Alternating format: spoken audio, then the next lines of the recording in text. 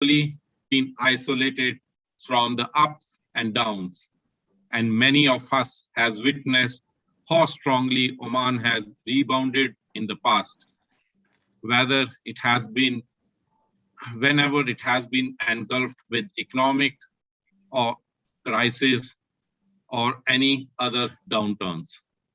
The strength and resilience shown in times of crisis has shaped Oman to the global player that it is today. History was written on 23rd July 1970 when our beloved late Sultan Qaboos bin Said Al Said took over as the Sultan of Oman. Under his able and much acclaimed leadership, he ensured that over the years, Oman touched new heights year on year. Oman witnessed radical changes and achievements during his time, which laid the foundation of the current Oman as it stands today. We all know what he did. I think if I start going in detail, we'll spend the whole next, even 2 hours will be short of what Oman has achieved during his tenure. But one thing is absolutely clear. People were at his heart of Sultan Qaboos bin Said Al Said, and therefore we always used to remember him as Baba Qaboos. The nation was engulfed in deep sorrow last year when on 11th January they woke up with the sad news of Qaboos not being with us anymore.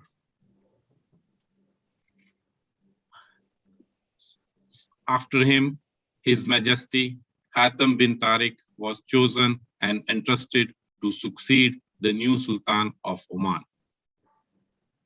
However, soon he took over, the world was affected by COVID-19 pandemic, which definitely affected Oman, be it economically, physiologically, or sociologically. Jobs were lost, people were displaced, corporations were shut down, and the economy was grappling with an almost standstill scenario. Different countries across the globe have tackled the situation differently, which is having its own short-term as well as long-term effects. However, the world has been united in its efforts to tackle the problem. Oman has also acted responsibly in its response to the global pandemic and has once again proved how the country and its people are resilient, and there is always a light at the end of the tunnel. With this background and where Oman stands in its current economic scenario, we have 4 esteemed panelists. Mr. Abdul Razak Al-Balushi, he is the CFO of Ooredoo Oman. Mr. Hatem Al-Sadi, CFO Oman Flour Mills. Mr. Kameez Al-Hashmi, CFO Oman LNG. And Mr. Suleiman, who has recently been appointed as CEO Oman Fisheries Company. As you would see, we have taken the panelists from across the various sectors representing us today. Last but not the least, the panels will be moderated by Mr. Fatih Al-Balushi, who is the CFO of Oman Cement Company. Before we make further headwinds with this interesting discussion and a lot of interesting questions, which I request all the participants to put it in the Q&A chat box. I now hand over to CA Sangeeta Suresh for the national anthems.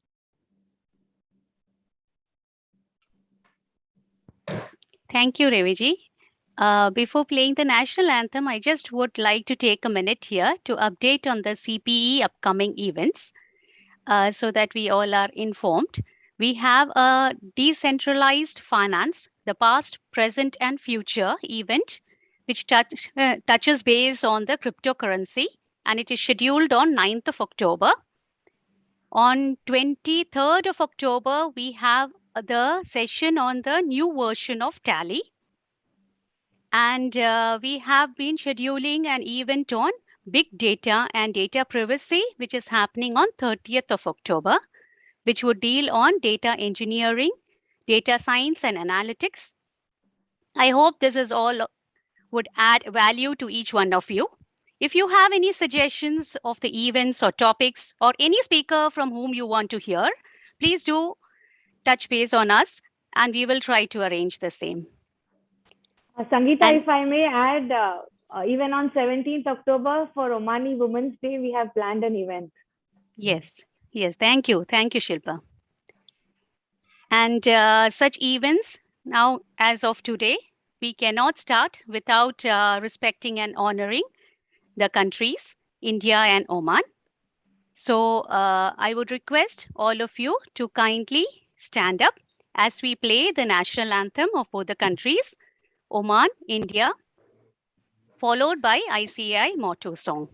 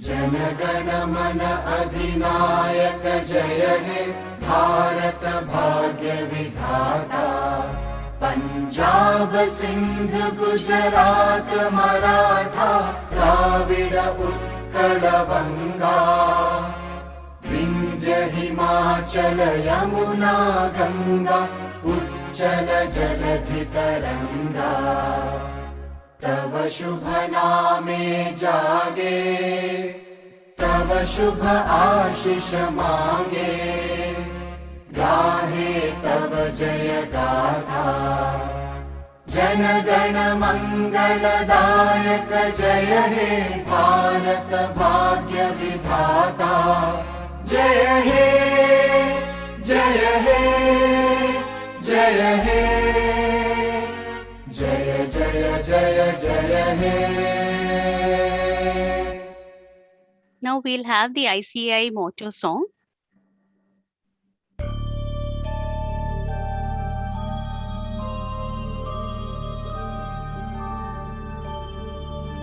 य एष सुप्तेषु जाग्रति य एष सुप्तेषु जाग्रति कामं कामं कामं पुरुषो निर्विमाणः निर्विमाणः तदेव शुक्रं तद्ब्रह्मा तदेवामृतमुच्यते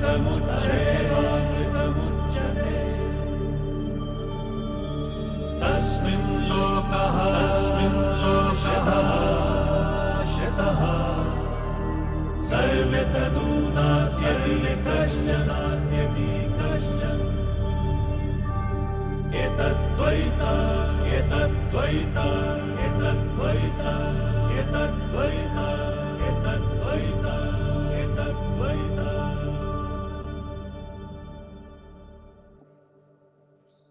Thank you all. Please be seated as we progress with the next event. Now over to Gaurav ji to take us through the next agenda for today's event. Thank you, CA Sangeeta Sureshji. Now I request CA Ravi Deora, Chairman, Muscat Chapter of ICI, to welcome the audience. Thank you, Gauravji. Respected Chief Guest, His Excellency Manu Mohawarji, Indian Ambassador to Sultan of Oman, Guest of Honor CA Nihal Jamusariaji, President ICI, respected Galaxy of Omani CFO as panelists, leaders and members. Welcome to our unique program on Omani CFO Meet, a panel discussion on current economic scenario and the future. We are grateful to Mr. Fatiq Al-Baluchi for conceptualizing and arranging such a wonderful galaxy of panelists of CFO in renowned public and private listed companies, including Mr. Abdul Razak Al-Baluchi, CFO Ooredoo, Mr. Suleiman Al-Ghanami, CEO Oman Fisheries SEOG, Mr. Haitham Al-Saadi, CFO Oman Flour Mills, Mr. Kameez Al-Hashmi, CFO Oman LNG, and my brother Mr. Fatiq Al-Baluchi, Oman Cement Company, who has also accepted our request to moderate the session as well. We thank you all for your participation and welcome to you for the event. COVID-19 has played a crucial role to bring this new normal. I wish to I just want to congratulate Mr. Suleiman Al-Ghanami for his recent appointment as the CEO of Oman Fisheries SEOG. And yesterday only we have come to know that he has become the CEO of the Oman Fisheries SEOG. We congratulate you, sir, for your things. Journey to finance profession also become journey to finance profession to become business leader is a proud moment for us. It's a proud moment for us. We also wish to put on record our gratitude to His Excellency Manu Mohawarji for joining us today. His term of office in Oman is ending this month. He is a great support to ICI Muscat chapter and always available when needed at short notice. We are able to handle complex situations, including examination during lockdown period, COVID support, and many more with his kind support. We thank you, sir, for always being with us, and we wish you all the success of your future things. Before we start the event, I propose few of the announcements. Some of them is already Sangeeta has done. IC Delhi has the election of the Central Council members on 3rd and 4th of December. For members residing abroad, the postal ballot facility is available, and the postal ballot will be sent to your registered address. I urge all of you to visit the self-service portal and update your registered address if you are not updated the current address of Oman. So please register your current updated address and also ensure that your ICI India membership is active. And I urge all to participate in election process and cast your vote to your favorite candidates. ICI Muscat chapter is ICI Delhi is also coming up with our dream project of World Congress of Accountants to be held on November 20 and 22 of 2022. This is a dream project of the ICI, and we are making it true. ICI Muscat chapter is wholeheartedly supporting this ICI dream, and we request all of you to take benefit of this world-class opportunity to opt for sponsorships to showcase your company brand, nominate maximum participation from your company to the event. And for more details, you can approach any of our MC members at any point of time. ICI Muscat chapter is also coming up various events, which is including cryptocurrency, awarding sponsorship to the commerce toppers, Omani Women's Day celebration, and many more events planned as informed by Sangeeta. We urge all to take benefit of this event as well. We are in process of organizing international conference also in the month of November with more interactive opportunities. This is the updates. And lastly, we urge all to renew your membership of ICA Muscat chapter and support us for serve you better. I once again welcome you all for the event, and we look forward to hear from the highly distinguished panelists from them. Wish you all a happy learning. Thank you.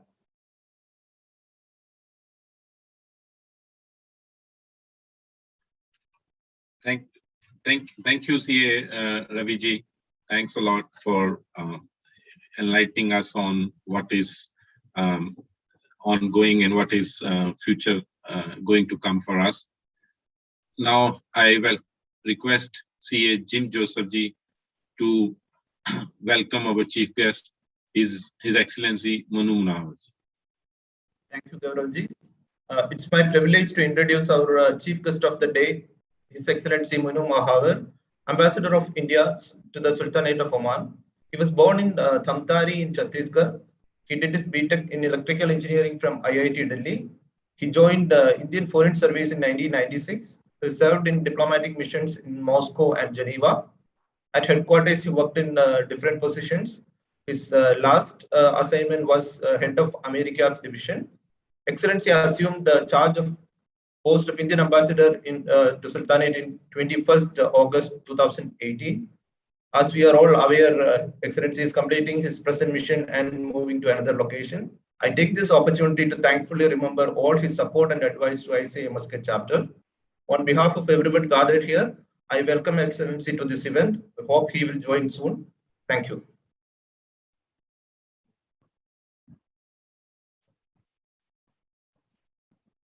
Welcome, sir. Yeah. Sir, you are on mute. We would love to hear from you, sir. Thank you. Thank you very much. CA Nihar Jambusari, President ICAI, CA Ravi Devraji, President of Muscat Chapter of ICAI, all the distinguished panelists and dear friends. It's a great pleasure for me to once again join you all for an event organized by Muscat Chapter of ICAI. It has been a great pleasure and privilege for me to be associated with the Muscat Chapter and attend their events. I think Muscat Chapter has been very active. They have done a wonderful job of not only, of course, developing a better understanding of the opportunities and scenario in Oman among its own members, but promoting India-Oman economic relations in general. And their great work has been recognized in successive years. They have been winning awards as best performing overseas chapters. I have had the pleasure of attending many events in which these awards were also announced. So I'm delighted that I'm able to once again connect with you all before my departure from Oman. I've had a great stint in Oman. We were able to accomplish some important feats in our bilateral relationship. We were also able to work very closely during the COVID pandemic. And now that we have come out of the COVID pandemic, hopefully on a sustained basis, the time has now come to take stock of the situation and really seize the opportunity to expand our partnership with Oman. As all of you know, India and Oman enjoy a very vibrant, multifaceted strategic partnership, and economic partnership, economic cooperation has been a key pillar of this overall strategic partnership. I have always been saying that while we have a good economic cooperation between our two countries, it is definitely not commensurate with the potential that we have. And there are several areas where there are opportunities for us to expand our cooperation. And there's very strong complementarity between our two economies. All the priority areas that Oman has identified under its Vision 2040, India can be a very, very strong partner. And likewise, we see Oman as an important partner in our journey to become self-reliant. I think I would not go into the details of each sector. I'm sure all the panelists who are participating in this event, and I'm quite really impressed by the panel that you have. I think they really bring in a lot of experience, lot of knowledge to this event. And I'm sure everyone who is watching this event, who is participating in this event, will benefit tremendously from the interaction that will be held in a short while from now. So I take this opportunity also to thank the government of Oman, His Majesty Sultan Haitham bin Tariq, and all the Omani friends, whether they are in the government or in private entities. It's been a wonderful experience to work with them. I carry very fond memories from Oman, but I'm sure this is not the end of our friendship. Wherever I am, I do look forward to remaining in contact with all of you, and also, of course, with the ICI. I'm sure wherever I will go, ICI will have some footprint. So look forward to continuing this friendship, this cooperation. Best wishes to all of you. I wish a very successful event. Thank you. Thank you, His Excellency Manu Munawarji, for your kind and inspiring words. And we wish you all the best of your future in life. Now, I request CA Unmeshji to introduce our guest of honor for today, CA Nihar Jambusariya. Thank you, CA Gaurav. It is indeed my pleasure to introduce our beloved President, Sir, CA Nihar Jambusariya ji. CA Nihar Jambusariya ji is a man of professional wisdom, vision, and strong organizational skills, with a firm belief of all-around inclusive growth of Indian Chartered Accountancy profession. CA Nihar Jambusariya is the President of Institute of Chartered Accountants of India for the year 21-22, wherein he is currently serving for his third consecutive term. He is qualified as Chartered Accountant in 1984. That I was just a baby in the cradle and in those years, and is in practice for last 27 years. As President of ICAI, CA Nihar Jambusariya ji is now chairman of all the standing committees, besides being ex officio member of all non-standing committees and editor of the ICAI journal. CA Nihar ji is a member of Professional Accountants in Business Advisory Group of International Federation of Accountants. He also represents ICAI on International Integrated Reporting Council and Board of South Asian Federation of Accountants. He is also a member of Government Accounting Standards Advisory Board and Audit Advisory Board, both constituted by C&AG of India. He is also a board member of Insurance Regulatory and Development Authority, IRDA, Insurance Advisory Committee and Apex Committee of IRDA, and member of SEBI's Primary Market Advisory Committee. CA Nihar Jambusariya is a very prolific speaker, an academician, and orator par excellence, sir, and has attended and contributed to numerous national and international seminars. We welcome you, sir, for this event and request your esteemed guidance for this August gathering. Thank you, sir. Thank you, Unmesh. And it was really a very long introduction, which is really, I tell all the chapters not required. Today's chief guest, His Excellency Sri Manu Mahavar, Honorable Ambassador to Sultanate of Oman, CA Ravi Devra, Chairman of the Muscat chapter, all other managing committee members of the Muscat chapter, esteemed panelists of today's panel discussion, Sri Abdul Razak Al-Balusi, Mr. Haitham, Mr. Khalis, Mr. Suleiman, and moderator Mr. Fatih. In fact, very apt topic has been selected for CFO today, because right from the time pandemic struck, we were all witnessing the sea change, paradigm shift in the role of CFO, and all CFOs had to co-pilot the affairs of their employer company along with the CEO. And economic growth or downfall play a very important role. And it was observed that during 2020, the world GDP fell by 4.3%, which was double the fall in the world crisis in 2009. However, in 2021, it has shown unprecedented rise. And let us expect that the third wave will not come, and we will all be very comfortable concentrating our efforts on the revival of economy, rebooting of business, and settle down and grow at a faster rate. So today's discussion, particularly on economic growth, at the time when things are not so certain, like today, we do not see growth which is exactly steep upward, or it is flat, or it is seesaw type.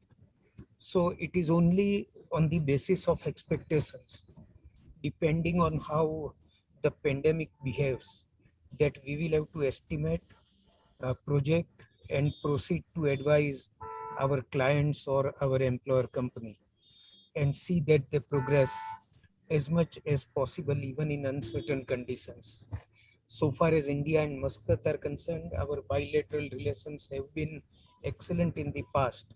And let us see how with our chapter there and our institute here, we strengthen these relationships and ensure that both the countries economically progress, and we contribute to each economy's welfare. So I'm sure that our members at Muscat chapter will do their best to coordinate and see that Indian economy, Muscat economy, flourish and grow at a faster rate, particularly for all CFOs. Today's topic is so important that in uncertain situations, the various alternatives which are available and various tools which are available, we need to explore. And in our effort to do that, the developments in technology will certainly be very handy to us. The power of technology we have realized in last 2 years, artificial intelligence, robotic processes, and big data, how they provide an absolute help to professionals in navigating the affairs of their businesses. So thank you so much for inviting me. I wish success to this conference, and I am sure that all the participants will have a lot of value at the end of the conference. Thank you so much. Thank you, CA Nihar Jambusaria ji. And as you have just heard, that His Excellency Manu Munawar ji will be going for his next mission outside Oman. We are, as a chapter, are facilitating him he's attending our last event in Oman. So we request you to please facilitate His Excellency. Yeah, definitely. Okay, so, Shilpa, please share the screen.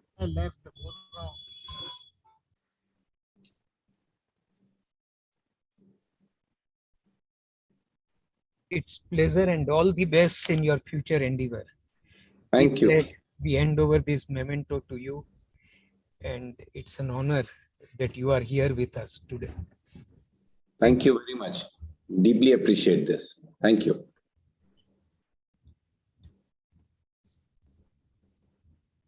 Okay. Thank you, sir. Thank you, everyone. Thank you.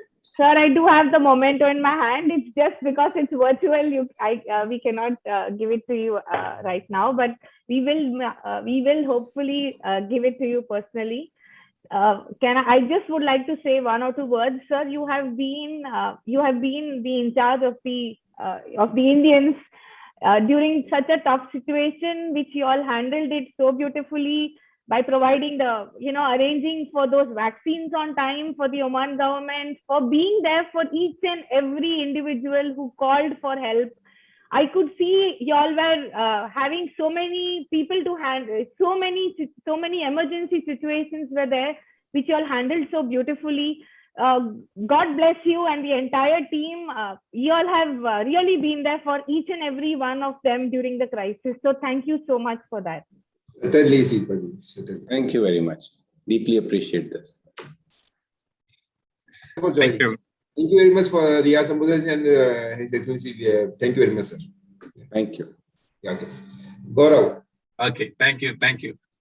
Moving further, now I request CA Sajid ji to introduce our panelist, Mr. Abdul Razak Al-Balushi. Thank you, Gauravji. It's indeed our privilege and honor to have Mr. Abdul Razak Al-Balushi as one of the panelists today. Thank you for accepting our invitation and being on board with us as a panelist for the event. Mr. Abdul Razak Al-Balushi joined Ooredoo in 2016 and is a veteran with nearly 30 years of experience in finance and different industries. With a strong track record in transition both within the finance function and throughout the organization, Al-Balushi has spearheaded a number of major projects in business process improvement and customer engagement that steer Ooredoo through its digital transformation journey. Al-Balushi believes that the new age of CFOs are not just conventional finance and accounts experts, but have a broader mindset, and today's they are economists, commercialists, technologists, strategists necessary to remain close to highly volatile market activities and mitigate risk against business disruption. Well noted.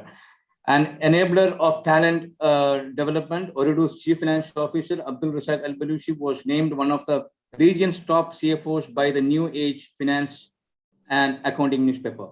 His vast work experience comes from banking, oil and gas, shipping, business consultancy, commodity trading, and telecommunication industries.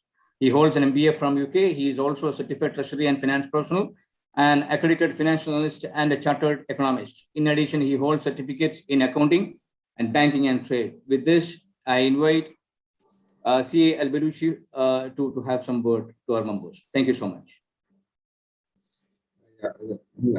Yeah. Thank you. Oh, Gauravji. Okay. Mr. Abdul Razak, you want to say something or should we move forward? No, please continue. I just want to thank you for your introduction. Okay, thanks. Thank you. Now I request CA Sangeeta Suresh to introduce Mr. Suleiman. Thank you, Gauravji. Before the formal introduction, let me congratulate Mr. Suleiman for the new appointment as CEO for the Oman Fisheries SAOG. Mr. Suleiman Al-Ghanani, it's my privilege to formally introduce and welcome you on this platform.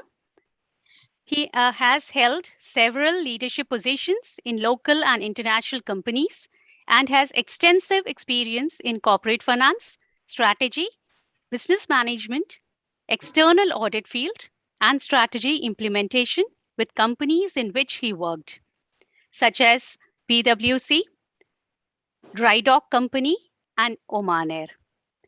From the academic perspective, his master's degree in business administration from Franklin University of America, bachelor's degree in accounting from Sultan Qaboos University, and he has even completed the National CEO Program, IMD.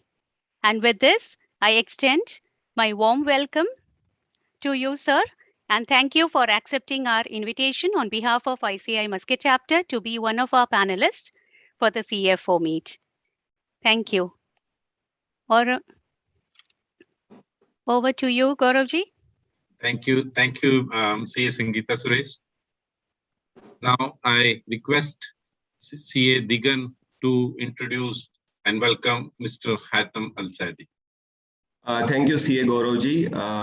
On behalf of ICI Muscat chapter, I would like to welcome our today's panelist, Mr. Haitham Al-Sadi, who is the CFO of Oman Flour Mills SAOG. Mr. Haitham Al-Sadi is a dynamic finance professional with multi-industry exposure. He has always strived to make a difference and is eager to challenge the status quo and is passionate about talent development. His previous corporate experiences include Oman Air, Oman Shipping, Ooredoo, and Oman LNG. He is a member of the Association of Chartered Certified Accountants since 2009. He holds a Bachelor of Science in Commerce and Economics from Sultan Qaboos University with a specialization in accounting. He also has a Master's in Business Administration from Sultan Qaboos University. He is the alumni of the National CEO program sponsored by the government of Oman. With this small introduction, sir, I welcome you on behalf of ICI Muscat chapter, and thank you so much for your kind presence and accepting our invitation. Gauravji. Thank you, CA Digan, and welcome, Mr. Haitham. Now I request CA Shilpa to introduce and welcome Mr. Kameez Al-Hashmi. Thank you, CA Gaurav. It is my proud privilege and honor to welcome our next panelist, Mr. Kameez Al-Hashmi, the CFO of Oman LNG LLC. Mr. Kameez Al-Hashmi is a fellow Chartered Certified Accountant from the Association of Chartered Certified Accountants in the UK. He graduated from the Sultan Qaboos University with a Bachelor of Science in Accounting. He started his career with the PDO, and in 2003, he joined Oman LNG in hydrocarbon accounting, financial accounting, and reporting. In 2010, he was promoted to lead the strategic planning and economic section before he was seconded to Qatar Shell on international assignment as the senior business analyst. In 2004, he returned to Oman LNG as a senior manager, financial accounting, and thereafter was promoted to be the chief financial officer in January 2021. His immense exposure to the upstream and midstream in oil and gas industry has enabled him to gain an array of both knowledge and experience in the industry at large. Mr. Kameez Al-Hashmi is a member of the Oman LNG Refinancing Committee, the chairman of the Sponsorship and Donation Committee, a member of the ACCA Oman Advisory Committee, in addition to being the member of the SQU Accounting Board Committee. He was also a board member in Sohar Power Company representing Kalhat LNG. Sir, we are immensely proud to have you as our panelist and look forward to hearing your views. Welcome to the event, sir. Over to you, CA Gaurav. Thank you very much. And first, I would like to thank I wish all the best His Excellency Monu Mohari in his next assignment. And I would like also to thank you very much, CA Chapter Muscat and the Institute Chartered of Accounting in India for inviting us to this forum. And we hope that we can deliver the best to this forum. Thanks. So we are honored that you accepted. So we look forward to hearing you. Over to you, CA Gaurav. Thank you, CA Shilpa. And welcome again, Mr. Kameez. We look forward to hearing from all our panelists today. Now, who is going to control the panelists is the moderator. So I request CA Sangeeta ji to welcome and introduce Mr. Fatih Al-Balushi. Thank you, Gaurav ji. I feel this is my great opportunity and privilege to formally welcome and introduce Mr. Fatih Al-Balushi. He holds the position of CFO in Oman Cement Company, SAOG. Mr. Balushi has over 18 years of cross-industry experience spanning from oil and gas, petrochemical to manufacturing, with multidiscipline leadership in finance and commercial functions, contracts and procurement, risk and insurance, strategy, and project financing and management.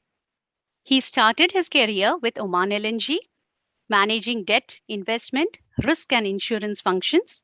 He served as finance director of Salala Methanol Company LLC until 2019. He is currently the chief financial officer of Oman Cement Company SAOG.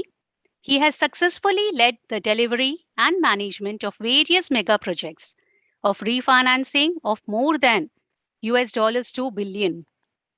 He won the Deal of the Year award from IPF, IJ Global, and TXF for the internationally recognized financing deal PECHM.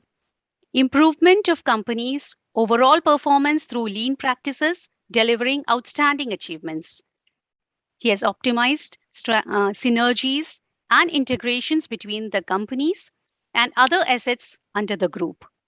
From academic point of view, he holds an Executive Leadership Certificate from Said Business School, Oxford University of UK, an Executive Leadership Certificate from IMD Switzerland, an MBA Finance from University of Leicester, UK, and BSc in Honours and Finance from Sultan Qaboos University. With this, I would extend the warm welcome to our Mr. Fatiq Al-Balushi for being the moderator for the CFO meet. Thank you so much for accepting our invitation and being here, sir. Thank you, Sangeeta. You made a bit of a significant slam dunk by introducing the panel and setting the scene for us to interact, and hopefully our kind of discussion and I will go to philosophical debates might enrich the chapter meeting today. And as well, we would like, my colleagues have already wished the chief guest, His Excellency Mr. Manu Maharan, all the best in his future engagements, as well also our guest of honor, Mr. Nihar Jamra, the CA, who used to be manning the show before Ravi comes in. We are here to support the chapter and support the profession wherever we could by contributing from the Omani caliber, Omani cadre, which has been growing over years with this specific multinational exposure, among which the Indian fellows who have supported the industries and the growth of the country. Thank you for all, and thank you for this engagement arrangement itself. Yes, floor is yours, sir. Yes, I was with the screen or the floor is yours. You can start the discussions. So we are good to start. I think the topic is quite set rightly by the various introduction, either from the chief guest or the guest of honor. The COVID and the current COVID scenarios, which we have lived over the last 1.5 years plus, and still ongoing as a reality and a shift of norm, has already put us into different challenges and different alignment and a constant reality of change that we need to adapt to be the fittest in order to survive. Many of those industries across the globe, among which Oman and specific corporate, have suffered significantly if they had not had proper preparedness plan or business continuity plans, either being in the manufacturing, either being the supply chain, either being in the telecom, either being through the aviation, and also the oil and gas. So by one means or another, we have been touched by this pandemic events. Now, the theme of the discussion is falling around the current economic scenarios and whatever the future would hide for us, and what we can just really predict and work in a proper planning and prediction. In such interaction, I would follow a question to Mr. Abdulrazak from the telecom side, as telecom came to play a very significant role during the COVID by allowing us to work from home and making efficient deliverable happening with no kind of requirement to come on physical attendance. So, Mr. Abdulrazak, under the COVID era, we see that the digital transformation was drastic, and we now have the new norm, especially in terms of conducting business remotely, working from home, either also the cutting on other travel and meetings which need to have face-to-face. How do you adapt yourself, or how you have adapted yourself and equipped Ooredoo team, the staff, with this quite reaction and preparedness? As well, what were the challenges that you have faced, and how did you overcome them over the period of this 1.5 years? Another element to that as well, are we going to see new industries evolving or others to fade? a question from a perspective to the telecom, you may shed some light, please. Thank you, Fatek, and thank you all the guests and all the panelists. I think if I will just go back in 2018 and 17, we were just discussing actually how we can move to a remote environments, and we thought, oh, let's hire a consultant, let's hire specialists to help us how we move to remote working environment. But it was surprising that telecom, especially in Ooredoo, we were able to move to online environment within a week actually, where a little bit it was a surprise actually, but we were able to move people and get connected everyone within a week actually, and it was a great success. It was a great achievement, and I think it was not that challenging and difficult, maybe because we are from the telecom industry, but I think it was not that challenging. We were able to connect people, and also we took certain advanced decisions. So we were very rapid and decisive how we can manage and take out the people and contain these corona. So we let all the people to go away, and we connected everyone, and there were regular meetings, online meetings, and there was less disruption in the business, and I think it was fully.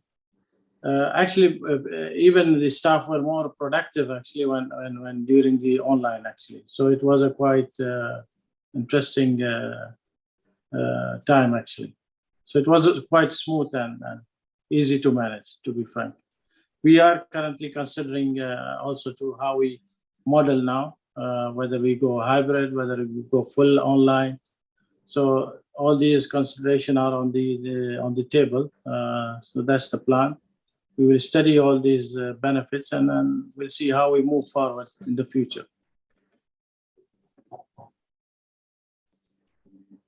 Thank you, Mr. Abdulrazak, quite enriching. And giving this, let's move to Haytham with regard to the current industries on the flour mill and the supply of food and sustainability.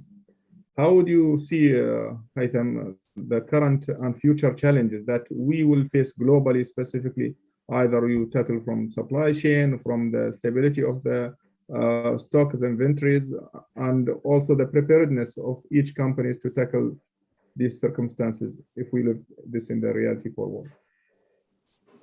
Well, Fatik, this is a very interesting topic. But we learned that COVID brought change very fast.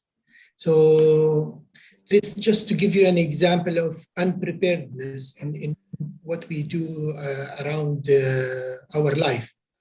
So if I talk about global challenges, I mean, and especially in the food industry, we talk about food security. We have a big agenda, not only at my company's level, but I think at a nation level and the global level. So people talk about food security. So food security is a major challenge that we need to tackle, along with other challenges. But you cannot talk also about challenges without mentioning the big challenge, which is climate change. And climate change is real. And working in the food industry really made me see the impact of climate change. The wildfires that we see, the flooding and the extreme weather conditions means that the supply chain will be impacted. We've seen countries where harvest was like a normal thing suffering. We see countries which used to be a net exporter becoming a net importer. I mean, I think India, one of them, I mean, we started to see also India importing some grains, I mean, to cover these shortages. So climate change is very important challenge that we need to deal with. And as finance and accounting professions, we always say that this might not be a hot topic for us. But if we really realize it, it is having a significant impact on the sustainability of the companies that we work in. So I would rank climate change as the biggest challenge. And then moving to the second, I would say also consumer behavior.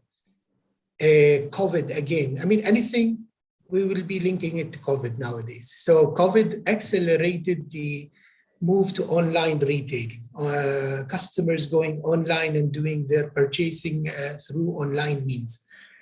Now, why is that a challenge? If some companies or some organizations are fortunate to adopt the online channels long time ago before COVID, but there were a lot of companies who still till date, they don't have the channel where the customers can go and transact. So this is a big challenge that I see, and especially here in Oman.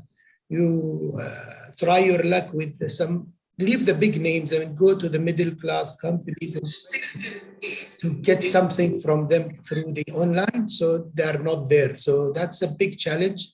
There is a mismatch between how the market is behaving and how we are as a sector reacting to that. And the third challenge, I would say that a continuation from what Abdul Razak mentioned about working from home or the new way of working. I hope that we learned from COVID that things can be done remotely. And I hope that we don't fall back to the trap and say, let's go back to normal. Because guess what? Normal is not the old normal. It's a new normal. We need really to spend a lot of time on reskilling and upgrading the skills of the workforce to deal with the technology. What is interesting here is the cost of reskilling is much more than hiring someone with the skill set that you want. So this brings a big challenge, and especially here I would say in Oman and in the region. In a nutshell, these are the three main challenges that I foresee impacting globally as well as Oman. Thank you, Mr. Haytham. Very enriching and very structured response, which I would have taken from the last point. You have brought an enticing, I would call it, sometimes people call it bogus view on the carbon emission and the global warming and the climate changes. But let's hear from industry, which is really contributing, I would call it, very effectively to control the emissions on oil and gas. Mr. Kameez, would you like to come and add to the spectrum, saying, now we see that the climate changes, the global warming, as Haytham highlighted, are almost never fading on top of the news. And to be sustainable, reducing CO2 emissions and being quite environment friendly and green corporate, reducing such carbon emissions and footprints is inevitable. And one of the greatest challenges that all industries are facing, specifically if they are in the manufacturing and producing and processing. So what is your corporate strategy to achieve higher productivity with minimum adverse impact to the environment? Also taking this perspective from that we are operating as a corporate social responsible parties in an economy which is well built on late His Majesty Sultan Qaboos, may his soul rest in peace, has already put those kind of anchorage of the environment should be always preserved, not just for us, not for our children, but for more generation to come. Over to you, Mr. Kameez. Thanks, Mr. Fatih. I think the world is moving towards reduction of CO2 and greenhouse gases. If the world doesn't react to that, I think the temperature of the world is increasing rapidly, and then in 20, 30 years from now, it will be, we'll see a lot of crises and catastrophic events. And we've seen nowadays that things are really, this is something like a hot topic. know that the marine, for example, the marine industry, there is an international marine guidelines or basically directive to reduce the emission, which is basically forcing some of the vessels or all the vessels to move away or to reduce the emissions, which means basically to move away from conventional fuels to more cleaner fuels like LNG. So LNG also, we are in LNG industry, and that is a good opportunity for LNG to substitute part of that fuel. But again, our also mandate is to export, but not for this purpose. But I understand the government is basically exploring some opportunities on this area, so that the marine services could reduce rapidly or could contribute to the reduction of CO2. Now, also the trend, the market basically is towards giving favoritism to those industries which reduce the low emissions. There we understand that, for example, in Oman LNG, we try to how we come up with some projects to reduce the emissions. Like, for example, recently the company has invested in a new power project. This is a new technology which reduces the emission compared to the old gas turbines. So we are moving to gas engines in this project, which the company invests a lot of money. So overall, I think the world is moving towards renewables, moving towards renewables energy, moving towards reducing the greenhouse gases, because a must to follow this. As I said, the industry is changing. Even the buyers of our LNG now giving a premium to those companies which reduce greenhouse gases, which make it economical to invest in such projects to reduce the greenhouse gases. In addition to that, our country has set up very stringent, strict laws and procedures in terms of the environment. So the fiscal policies also are set well in place. We have also the Ministry of Environment, which is also monitoring those emissions, and I'm very impressed when I see that there are actions coming on the companies to close certain gaps, and we've seen that in our company as well, where it really requires a lot of investments and big investments. Some of those investments, we call it low-hanging fruits. Some of it's very capital intensive. So it is a challenging between the capex you put in place to reduce those emissions and to meet cleaner energy, especially with the renewables, because they are very expensive to be invested on. They are becoming attractive day after day, but still it will be challenging. Some of the companies have put a very stretching target to reach that. I know, for example, I know about Total, for example, they put a very strict target to move to renewables in certain number of years, and also other companies. So I think we cannot ignore this. This is going to be, as Haytham mentioned, the reality is going to be different. So what we have today is normal. It will not be any longer normal. The normal is going to be something else. So we should be ready for that. We should be the pioneer. Otherwise, we'll be left behind and then become redundant. So I hope I have addressed your question, Fatih.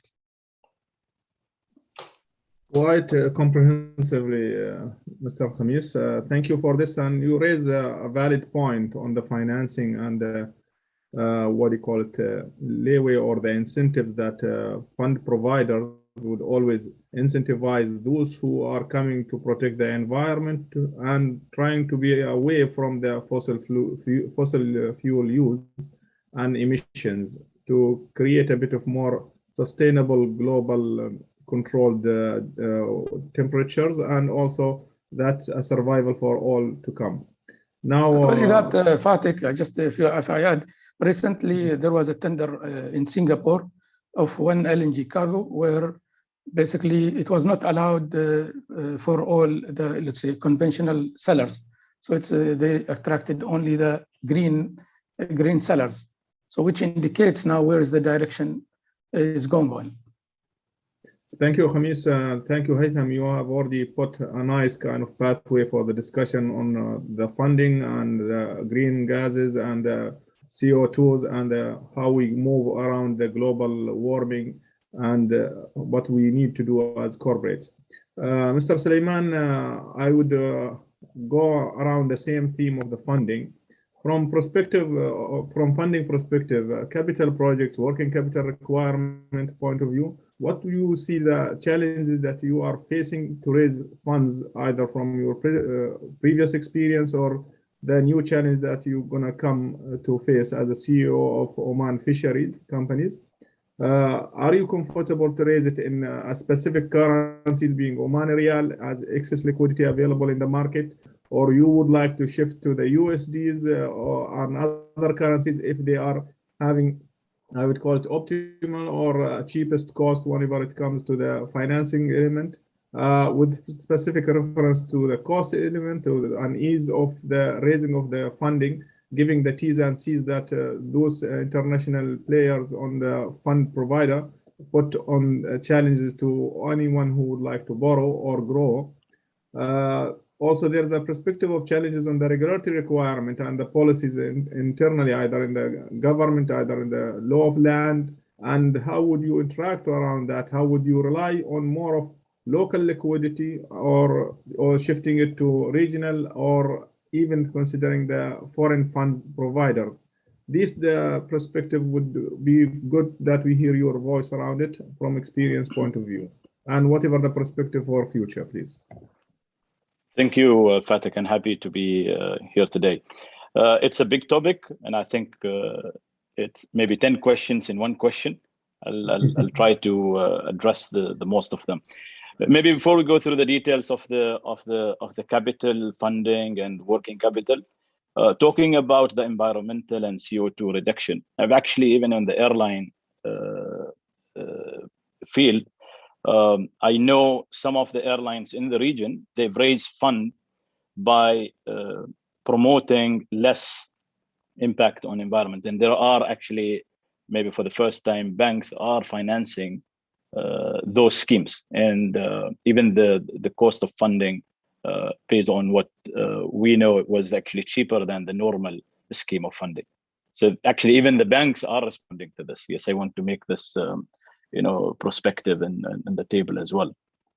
When we come back to Oman, and if I speak about my previous job from an airline perspective, financing an aircraft from an international market was easier than financing it locally, cheaper, and even less requirement of government guarantees recently. We were actually finalizing, a big tender in the airline, where actually we've seen a very strong and positive results of financing an aircraft. When it comes to the working capital requirement, and especially from the local banks, I think the banks, they need to realize that they need to be part of the game. They need to take some risk, because what I've seen, especially during the pandemic, the banks will always ask for government guarantees, or at least 200% securities for any loan they provide. This will be going against the promotion of the country and ease of doing business. But actually, that is, if we want to talk about the reality of ease of doing business, financing is one of the big elements, which the banks needs to play maybe a major role, and they need to be part of the development in the country, and they need to look into different aspects of getting their risk covered.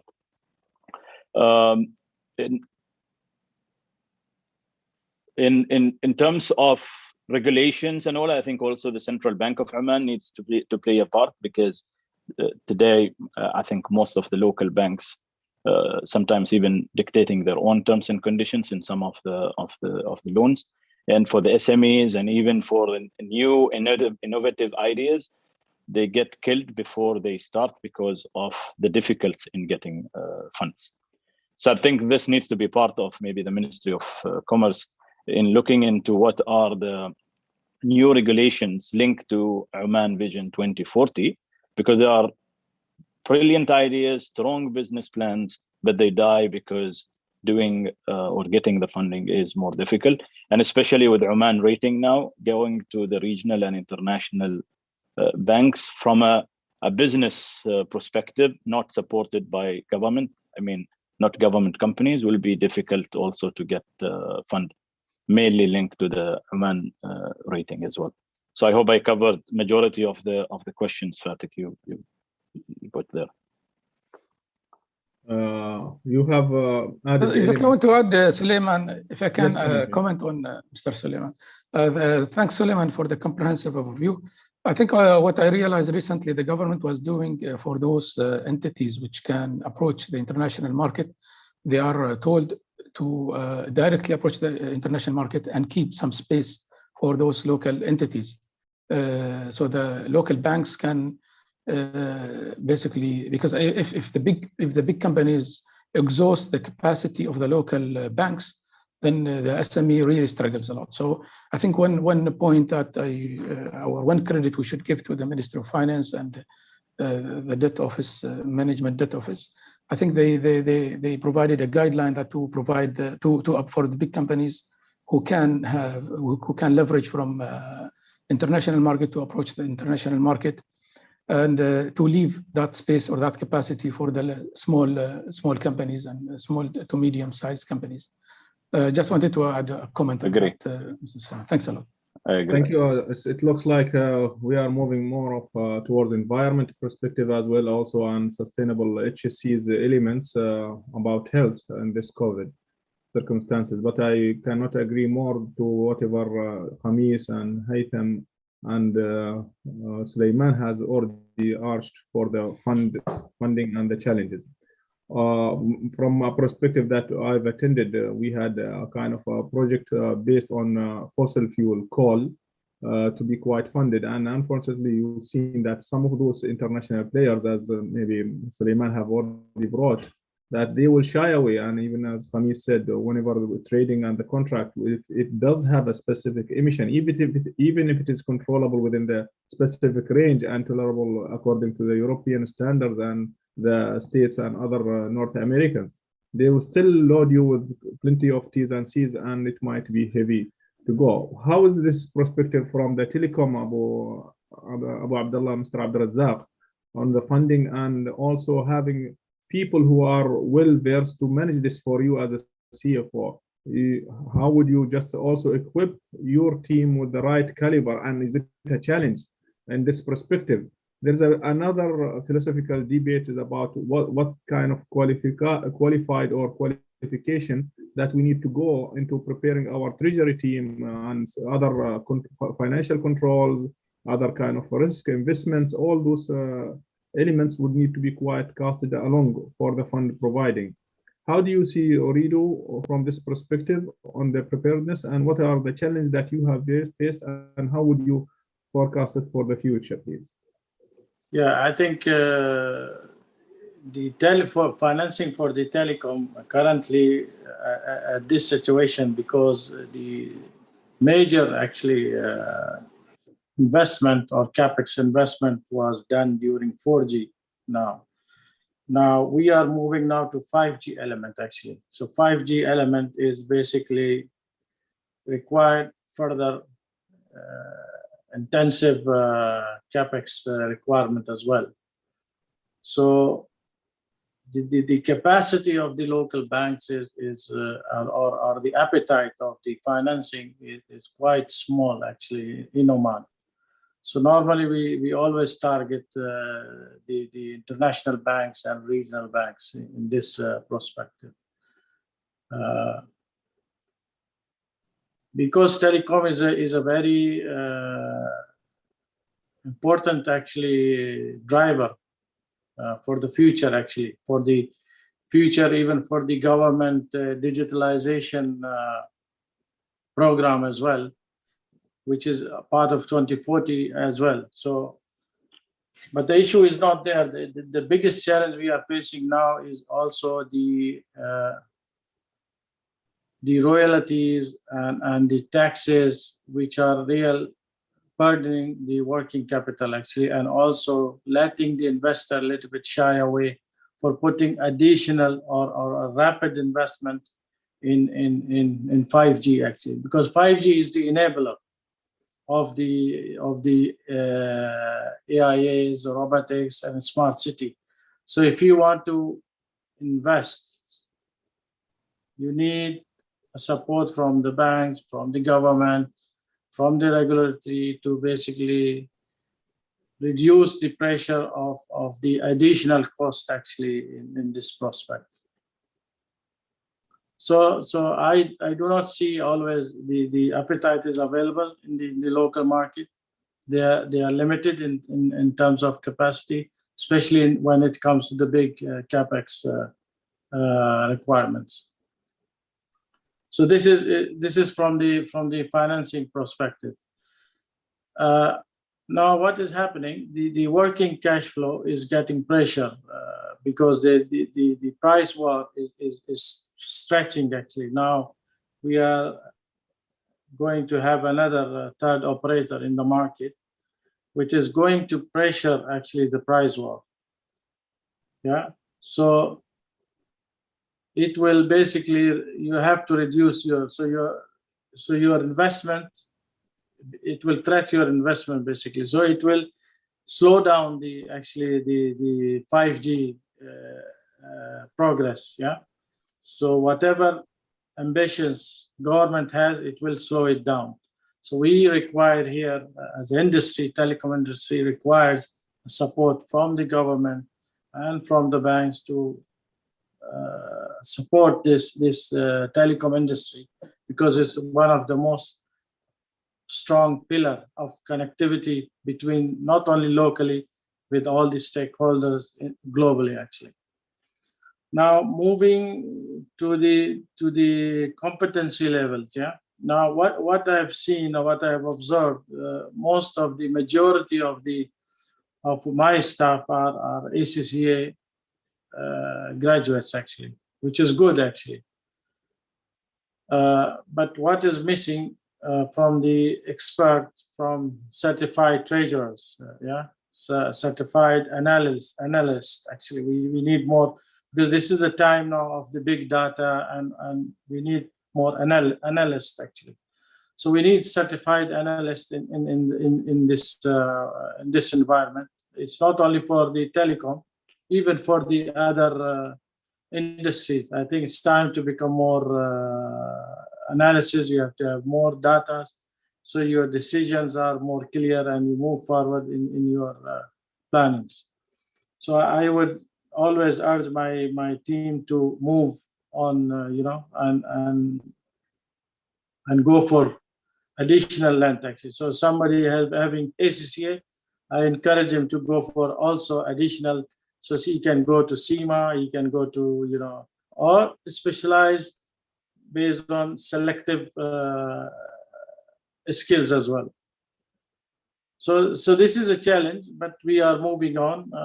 I've seen also, I always ask my employees, where you want to be in 5 years, So based on that, I try to help them because they have to understand where they are moving. Finance is not only accounting, yeah. It's more specialized now. It's totally different now. Finance is totally different. So you have to become more, even in terms of technology, you have to understand the technology as well. So I think the competencies and skills, we should encourage our staff to go and have become multi skills actually, rather than focusing one area. And so that's my point of view. Thank you. Thank you, Mr. Abdulrazak. Quite and a pain in the process for raising funds, which we share all. Clean funding arrangement, which we have been taught during theory's time in school and university, is not whatever we see in the reality. It depends on how secured, how secure is this kind of fund arrangement based on specific mitigation for the risk associated to any project or transaction. There's much of elements that the local bank sector needs to come and the regulator to work into making this efficient, clean funding happens with backing up all the industries rather than singly driving it maybe on a most competitive to oil and gas or other maybe industries that can be quite positive to them. Because eventually it's all about how you also secure your kind of performance drivers, what do you call it, the income over the year for the player in those industry. However, I believe there's a more element to discuss about the professional cadre and the preparedness of all the CFOs to be quite thinking how we just really have a proper mix, as Abdulrazak said, bringing analysts, certified analysts, treasurer practitioners, risk managers being quite qualified, looking into a portfolio and investment management professions who are either CFAs or whatever if required once it comes to an investing companies. All those perspectives constitute specific challenges, but we as C-levels, we need to plan it properly so at least we have the cadre available, being quite balanced between local and expat to almost transit and slide their kind of experience and knowledge, enriching those local young fellows to grow. That's how we see it to come, and we hope that government will look into also revising or looking into specific elements of taxes if it requires, or royalty charges, as the telecom and manufacturing of mining and metal industries also are quite loaded with these charges. Maybe revisiting on kind of the normal line of margins and reviving it to the historical trend whenever the cycle comes to be quite a stress. This is some dilemmas that we face, and some of those we will just leave to look from this perspective. Mr. Abdulrazak, you have brought this big data and the data science. There's a question from one of the gentlemen, Garag, if I'm not mistaken, asking, once you are talking about the data sciences and data analysts, as they are high in demand in India, as well in current scenarios, how do you see Oman coming ready and having supply for such kind of caliber that you will always look for? Yeah, that's what I said earlier, that because you need more analysts now. The data is the biggest game in the future. Actually, it's a future. Digital transformation would depend on the big data actually. So it is very necessary and it is very critical that we support, or guide the new calibers or new young Omanis to basically invest in education in this area, because we need, for all the industries, we need the big data will be a critical area because it's gonna give you a 360-degree visibility on whatever you want to see. Yeah, either your products, either your financials or your reporting or whatever you need to see, you can see it through big data. But again, you need to have more investment in this area. You have to move from your legacy IT structure. You have to go bigger than that, because sometimes what is happening, we avoid, we do not think long term, we just think short term. We said, okay, we just keep on add-ons. So you keep on adding additional features on your legacy IT structure, which is in long term is gonna become spaghetti actually. So you cannot basically find the right output at the end. So that's why I think it is necessary to I would advise or recommend always kick out your legacy structure and build a new structure if you would really like to move to future digital transformation. Yeah, because return on investment, if you do your return on investment calculation on this, you will find in a long term is quite beneficial for you. It will help you and support you even in your supply chain, in your procurement processes, in your financial reporting, you name it. Yeah. So I think big data is the big success for the future. So your success factor for the digital transformation is one of it is the big data. Thank you, if I can add, Mr. Fatih, I think what is also I want to add one point, which is before we jump into the execution, Abdul Razak, what you mentioned is entirely right. But what we learned from our experience, first thing is to build digitalization strategy.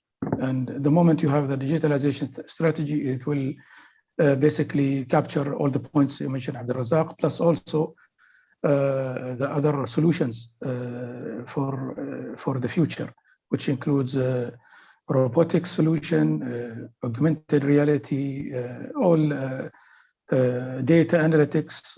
They are, you cannot put one and ignore the others. I think they need to have a clear digitalization strategy and with the infrastructure in place in the organization, and then you can move ahead. Because otherwise you might do wrong things, and then you find that you invested already in certain infrastructure while it is not the right infrastructure or not the right structure. So the first important thing is to have a digitalization strategy which covers all these areas. And then of course you cannot implement the whole thing in one go because it's very expensive, and also we don't have the resources for it. But then if you have a strategy over a number of years, you can achieve reasonable milestones. Thanks, Abdul Razak and Fatih. Thank you, Kameez. You brought a nice element supporting the Vision 2040 for the government, which is all of us, we are aiming to synchronize fully to the dot, among which also putting this kind of innovative and creative technologies put in hand, delivering even smart cities through the telecom sector. Hopefully, Abdul Razak and Oridos and the other players in the market comes to play a significant role around it. Haytham, also to this element, there was one question raised by Mr. Ramanda coming around a statement which you have already shared. He liked it, saying that you have brought in cost of reskilling being costlier than the hiring of skilled workforce. Yes. Would you like to take more around this, because we are speaking about the cadre and the professional cadre available and the development of the people. But before you come, I like the point that Abdul Razak raised, that we need to prepare the people from the student time till they come to a matching concept for the demand of the market, which we are facing and speaking here. Over to you, Haytham, and then I think Sulaiman, there is another question coming from the audience. We'll hit it to you. Yes, Haytham, please. Sure. So my statement was situational. It's taking into consideration the current scenario. You have high unemployment rate. We have a lot of people who studied data science, people who studied programming, how to deal with robotics and all these things. So they are readily available in the market. Take the example of an accountant or a finance professional. You want to train him in programming or in data science. So that investment that you will make, first of all, it will take time and capital to be put in this. While on the other hand, the resources are available. So that's the reskilling option, because as businesses, you always have option A, option B. So option one is, do I reskill the people, or go and get someone who's a specialist, experienced in these fields? So it's a situational statement. Yes, I know sometimes we do get this, that CFOs don't like to invest in talent, but to the contrary, I would say, we do, especially in my case, I take talent development, reskilling as a something that is fundamental. I do always advise my finance colleagues to really, my advice always is that you are in the right position to take it to the next level. If you really invest in IT skills, data, to become a data analyst, you can link the finance and non-finance things faster. So I always encourage them actually to do that. Yeah. Thank you, Haytham. You brought the same old saying. Whenever I always repeat it, a CFO asks his CEO, what if we invest in developing those people and they flee or leave and depart? Then the CEO, and now this is to you, Suleiman, since you are in that ladder, also you need to such an enforcement down the line. The CEO repeated and said or answered, what if we don't and they stay?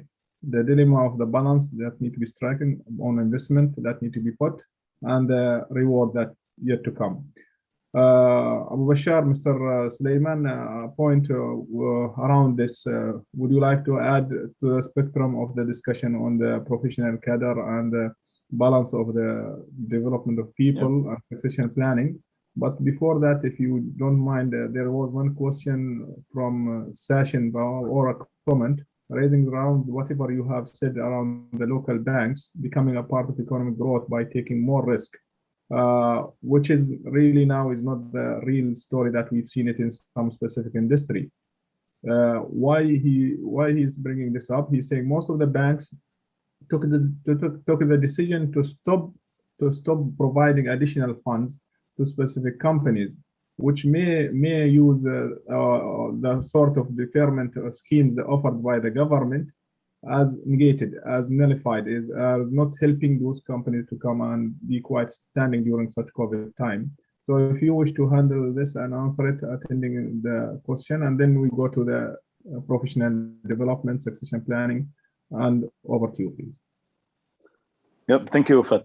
Yeah, I think one thing we have to realize, we should not generalize, the issue. We know there are some companies might not take, what they are doing seriously, but there are industries and that the country, as part of the Vision 2040, will be depending on them to ensure the growth and to ensure the implementation of the Vision 2040. And if we leave everything to the government companies and to the government to do, then the banking sector and everything will be in a more risk, because if those government companies continuing not to perform based on their mandates, and then the government will take over everything and restructuring, and it will go into a bigger dilemma. Supporting the private sector and taking their efforts hand by hand and moving forward, I think will add more value. Going back to the talent, I think one of the biggest issues that needs to be tackled at the C-level, at the CEO's level, is how the HR department looks into the succession plan. Because unfortunately, in some of the organizations, HR, they see succession plan and even personal development plan as a box that they need to tick that they've done it. But actually they don't,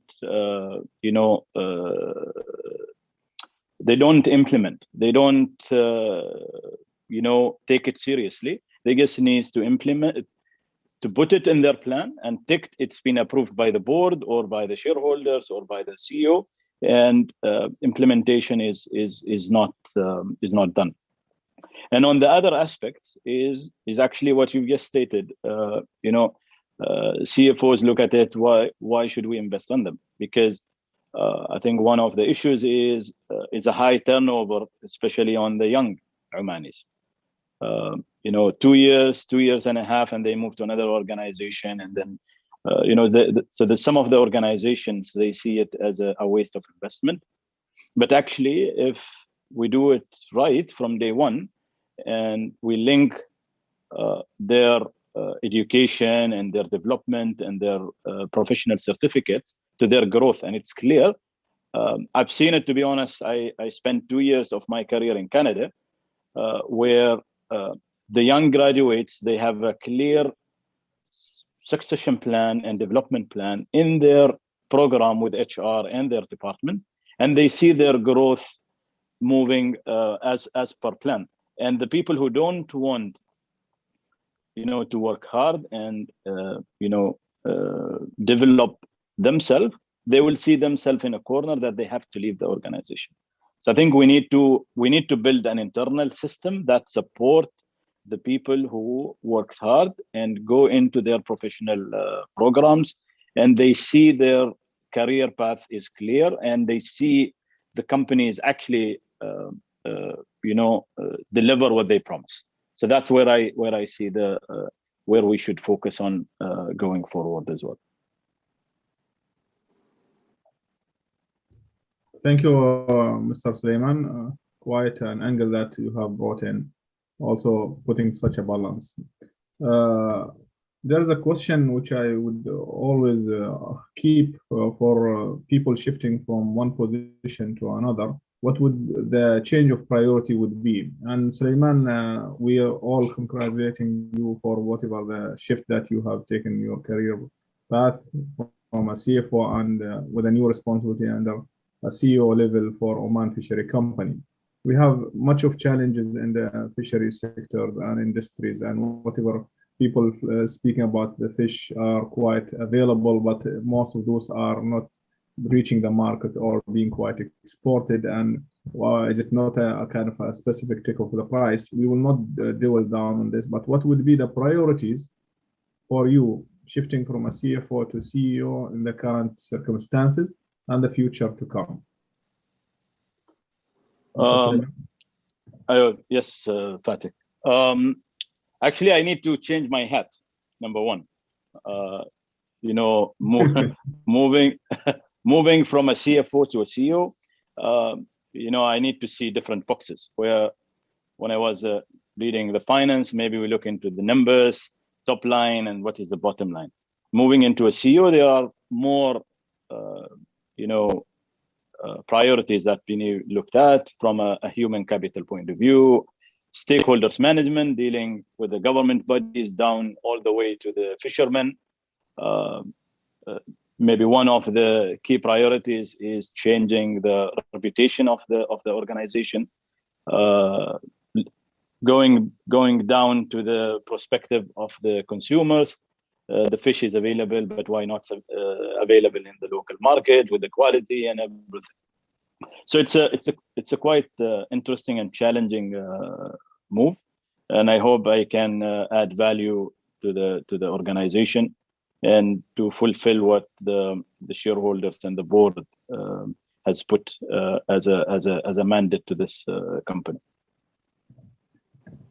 We wish you all the success, Mr. Suleiman, and as brothers and professional peers, we are also available for whatsoever support and check all the boxes. As also you have a board member sitting on Oman Fisheries companies. Haytham, how do you see such kind of move, bringing a cadre who is well means and experience across different industry, adding value to the industries that you are also overseeing in the fishery side? Well, this question should go to the recruitment panel, not to me.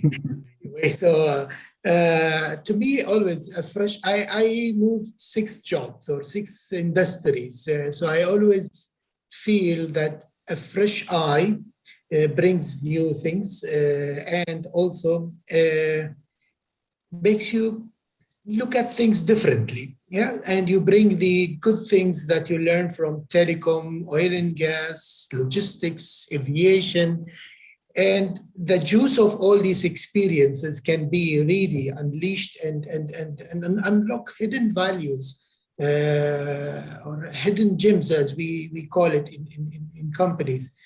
In particular, finance and CFO are always known to know everything going on in their company, so they know it all, yeah. So they have the insights from, and it gives them that position to يعني كما يقولوا organic growth from a CFO to a CEO is always يعني supported, I would say, nowadays. In the past, Oman used to be dominated by engineering. So people will always prefer engineers because the idea is that engineers are structured. Engineers can put discipline. But we always debated that also finance professionals, CFOs are also disciplined, are also structured. So I see that change is happening, and we see a lot of new CEOs are CFO backgrounds. So I hope I answered your question. Couldn't be answered better, and I see also the audience, and I see Diga and Pandya clapping. So a round of applause for you and Suleiman for such kind of an answer. Thank you for attending it properly. And we have another question, Kameez, from the audience coming around the digitalization strategy. If people doesn't have it, this is a question from Mr. Prabhu Ramanda.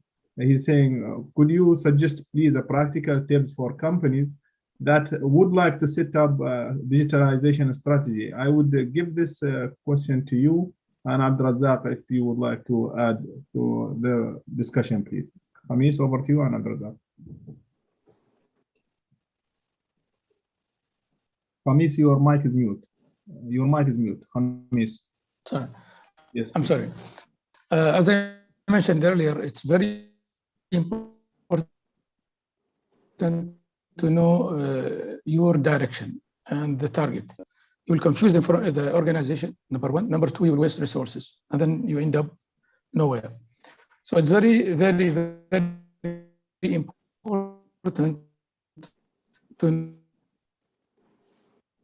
from point A to point B. So if this is the point I want to achieve, okay, and then I will draw. Sorry, Fatih. It looks like the network is a bit choppy. Can you hear Kameez rightly, all audience and panel, please? Ravi? No, there's some disturbance, Mr. There's disturbance. May you come in back, Kameez, please? I think Kameez is using Omantel, that's why. We will not start putting fear of the competition. No comment, no comment. Okay, what I'm saying, what I was saying basically, for not only for digitalization, for anything, you need to understand, you need to decide where you want to go. Do you want to remain where you are, or you want to move ahead of the players? And if you want to do that, you want to move from point A to point B, then you need to have a clear direction and strategy. So if you just do it for the matter of doing it, as others are doing it, then you're not doing fair for the organization. You will confuse the organization because you don't know what you are doing. If you say data analytics, let's put efforts on data analytics because others are doing it, that's not the right reason. Number two, also, this consumes a lot of resources. And the moment you start, you will put a lot of investments. And if that investment is not right, then it will be waste. And that's why it is very important to see what's the objective of the digitalization. Some organization says that I want to reduce maybe on my manpower. Yeah. So where this reduction manpower? Maybe on the routine activities. And then how to reduce those on routine activities? Okay, what kind of pillars you need? What kind of digitalization you need? What kind of upskilling and reskilling you need? So what type of data you need? So it depends on what's your objective at the end of the day. Why do you want to do the digitalization? Do you want to, is it for your customer? You want to be customer centristic. So then you can help and support and reach your customer. So how do you reach your customer? So then by asking these good questions, then you will be able to come up with a digitalization strategy and then a roadmap to see which areas you need to tackle. Because again, any decision you will make today, it will have an implication tomorrow. Even if you have, because you have people with you in your organization, you need to upskill those people because you cannot fire people, especially in certain environments, you can't fire. And then people also will not support it if they include it as part of the strategy. So as I said, digitalization strategy is very important. It starts from the very fundamentals up to the management of change and implementation. Thank you, Kameez. Abu Abdullah, Mr. Abdulrazak, would you like to add? Yeah, just would like to add. I think Kameez already covered the main concerns. Yeah, I think that the biggest issue is as Kameez said, the plan itself. Yeah, and before planning, you need to understand the definition actually. Yeah, people are getting basically mixed up with automation, with digitalization, with digitization. So all these definition has different objectives and different milestones. Yeah. So you have to be from beginning, before you're preparing your plan, you need to understand what is your objective. What do you want to achieve? Yeah. Because it's not necessary for all the organization, they have to have this transformation. Yeah.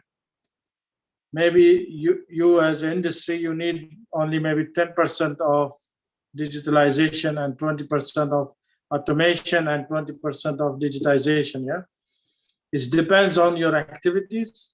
What is your activities? Whether you are interacting with the customers, or you are interacting with retail or wholesale market. So, and what is your supply chain? You know. So you need to understand first your definition. You have to define your definition first, whether you need automation, you need digitalization, or you need digitization. So automation is the beginning, actually, is the first element, and then you have the digitalization, and then you have the digitization. Yeah, digitization is actually at the advanced level, yeah, of the digitalization or transformation program, and then we as finance, as CFOs, we always measure. Yeah, you want to do, you have to see your business case, and you have to see your return on investment. Yeah, you're going to invest a couple of, as Kameez was saying, people will just go for sake of. It's now a dilemma. It's become like a logo for all. If you don't have the plan in your strategy, digital transformation, you feel yourself you're lacking. It's not that. Actually, you need to understand first, do you really need these elements? Do you need transformation or not? And what is the level of digitalization you need? Then you need to see your business case, whether it's feasible or not, and also the timing. Yeah, and you have to move also your plan with the infrastructure. Yeah, now whether your infrastructure, the government, e-commerce is ready, is the 5G penetration or availability is in the country. So all these factors you have to measure, and then you can move to your next investment. Otherwise, your investment will be waste, as Kameez stated, and you will not reach to any level actually. Then it will be just a sunk cost actually. Thank you, Mr. Abdulrazak. Very value adding to the discussion around the digitalization, automation, and the digital strategy.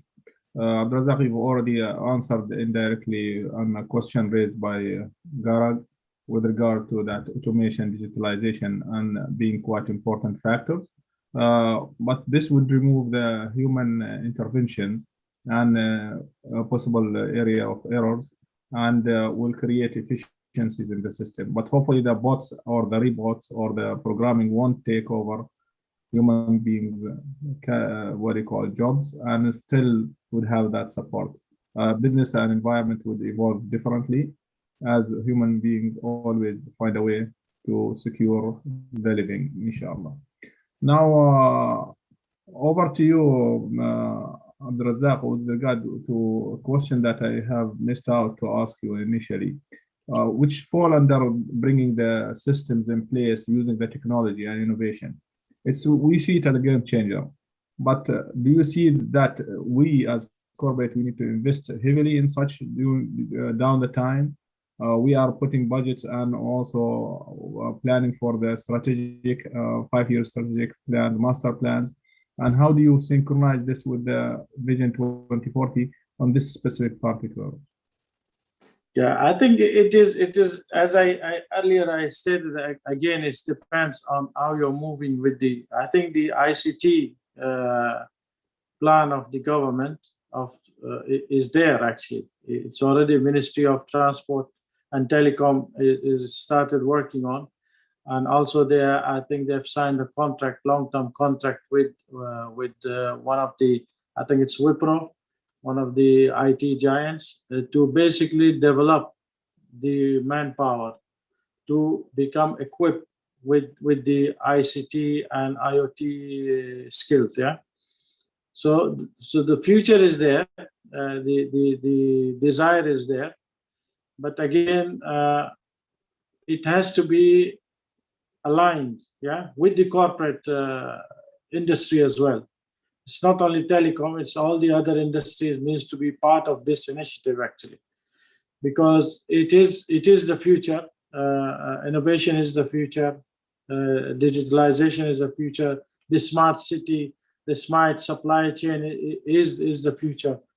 So I would recommend that all of the industry should invest. But again, as Kameez stated, should invest in a smart way, not just rushing and just investing and putting your money in one go. Yeah. Sometimes you get, you see lot of fancy words and fancy demonstration of smart cities and AI and robotics. Yeah. But sometimes you forget the underlying challenges, yeah, and surprises. So you need to think also, what are the disablers actually for this? You need to plan your innovation, and you need to create your team as well. You have to have a digital transformation team, the innovation team, to support this initiative. So to me, I think it is the future. You have no choice now. It is going to happen, because if you see the recent corona pandemic disaster happened, because of the connectivity, we were able to connect with each other, and we need, we helped the telecom actually communication become a big partner with the government, actually even supported the online schools and universities, yeah, to be online. So the connectivity, so it's a digitalization is a part of connectivity as well. So innovation is going to bring more easy way. Yeah, it's not about basically eliminating people or letting people to become, because one of the perception we are hearing that if digitalization will happen, the human intervention will be less and people will lose their job. It's not that perception. We need to move out of it actually. We need to think it's a shift of the competency actually. It's not a shift of because at the end the world is driven by a human. Yeah, we are living because of our future generations. Yeah, so the aim is always should be to focus on competencies, building that competency, who can run the digitalization and transformation in the future. So that's why this is the future, and this is the world is going to move. The global world will be connected with the innovation and digitalization. So I would recommend to all the industry C-levels to invest and look at this area in very seriously. Thank you, Abdrazak. So the paradigm shift in the mindset of ours and the rest of the peers and colleagues practicing these specific move forward should have whatever Abdrazak is putting, because honestly, we've seen it, and whatever significant value and enabler such kind of technology and innovation can bring in. Abdrazak, our gentleman Bisham Garga, is also adding value further on the discussion, saying that there's an important role for secure the infrastructure to be built, as it's also the backbone for cryptocurrencies. As soon as also they are seeing it from Indian continent, it might be legalized. While I've just read that China is still considering this as being illegal and it's not moving. So how would India move before China, if China is legalized, considering it's illegal? And whatever your perspective on forward thinking around these kind of blockchain and cryptocurrencies and being quite applicable to be put in place in Oman? Yeah, I think this is another new area. It is a very, so far it's a complicated area. It's still it's a gray area. This is the area where still people lacking actually the expertise actually. But it is a future. FinTech is going to feature. Again, it's a competency as well, because cryptocurrencies and all are going to be the future, yeah. But again, you have to have also a secured platform, yeah. Security will be a key issue in this business, yeah. You have to understand that you are well secured and you are not dealing with scam, yeah, because there are a lot of initial scams happen in this business. People lost a lot of money in this area. So I think security is the key element in this business. And the future, I think this is gonna be moved. This will continue, and this is going to be a success story again. Despite China will try, to push it back because it's not in their favor. That's the way they think, because US is trying to, push cryptocurrencies and bitcoins and all this business in industry in a new shape. So I think this would have a good future. But again, you have to understand the security element. If you don't understand the security element, you will be part of this scam in this business. Thank you. Thank you, Abdulrazak. You are always enriching the discussion once it comes to technology and leading from this perspective. Very much, I would call it constructive answer. I have one question for you, Suleiman, which is regard you moved from innovation, from travel and aeroplanes industries and the aviation side to somewhere in the fisheries. Now, mainly, if we look into the perspective of whatever we've got challenged through during the pandemic within the supply chain, the logistics element, the freight, during the pandemic, we've seen that this is quite an impacting element. So how has the freight and cargo been impacting or have impacted your previous engagements, and you've felt it quite of a load, and how you are seeing it in the perspective for your plan into a strategy to mitigate those challenges under such an industry to make it quite competitive? Because you understand you do have a vast, natural resources across the country, and you would need to plan for it in order to be quite deployed in a very cost-effective manner and be quite displacing and stabilizing the market as well. From both sides, over to you. How do you see this, and how would you interact on that? To be honest, during the pandemic, the cargo became the only business for airlines. We've started sending flights with 100%, full capacity of the bellies. There is actually even discussions today among the airlines, the logistic companies, and even the government to connect Oman cargo sea to air and air to sea. And I think we will see maybe even air cargo company will be established if the feasibility will support that. So from an aviation perspective, this was a plus because there was a good cash inflow, and actually supported also Ministry of Health during the early stage of supplying or importing the vaccine and the medical equipment. So I see it. It was an eye-opening for the economy of Oman that they need to have a direct connectivity to the source of many markets. And we've seen that also from a SIAD perspective, from Oman shipping and a SIAD ports, where actually the performance during the pandemic is much better than the performance before the pandemic. moving into the new industry, and I think we connecting the fisheries market to the air cargo and to the airport is going to be one of the elements that we will be looking to have a cooperation, and to ensure the quality of the fish exported to outside the country is meeting the criteria of certain countries as well, to ensure the Oman products quality is recognized. So I see it as a big opportunity, and I think the whole country learned a lot during the pandemic on many aspects, from a cost perspective, from a connectivity, and from a logistic base in Oman, especially in Duqm and Salalah. I think, can I add to this point? Yeah, thank you, Sulaiman, and you may come in, Haytham, because also you are involved in such kind of setting the directions around this element, please. Okay, so let me start by saying during COVID, the chain was broken. Simply, the supply chain was broken. I mean, it was a perfect storm.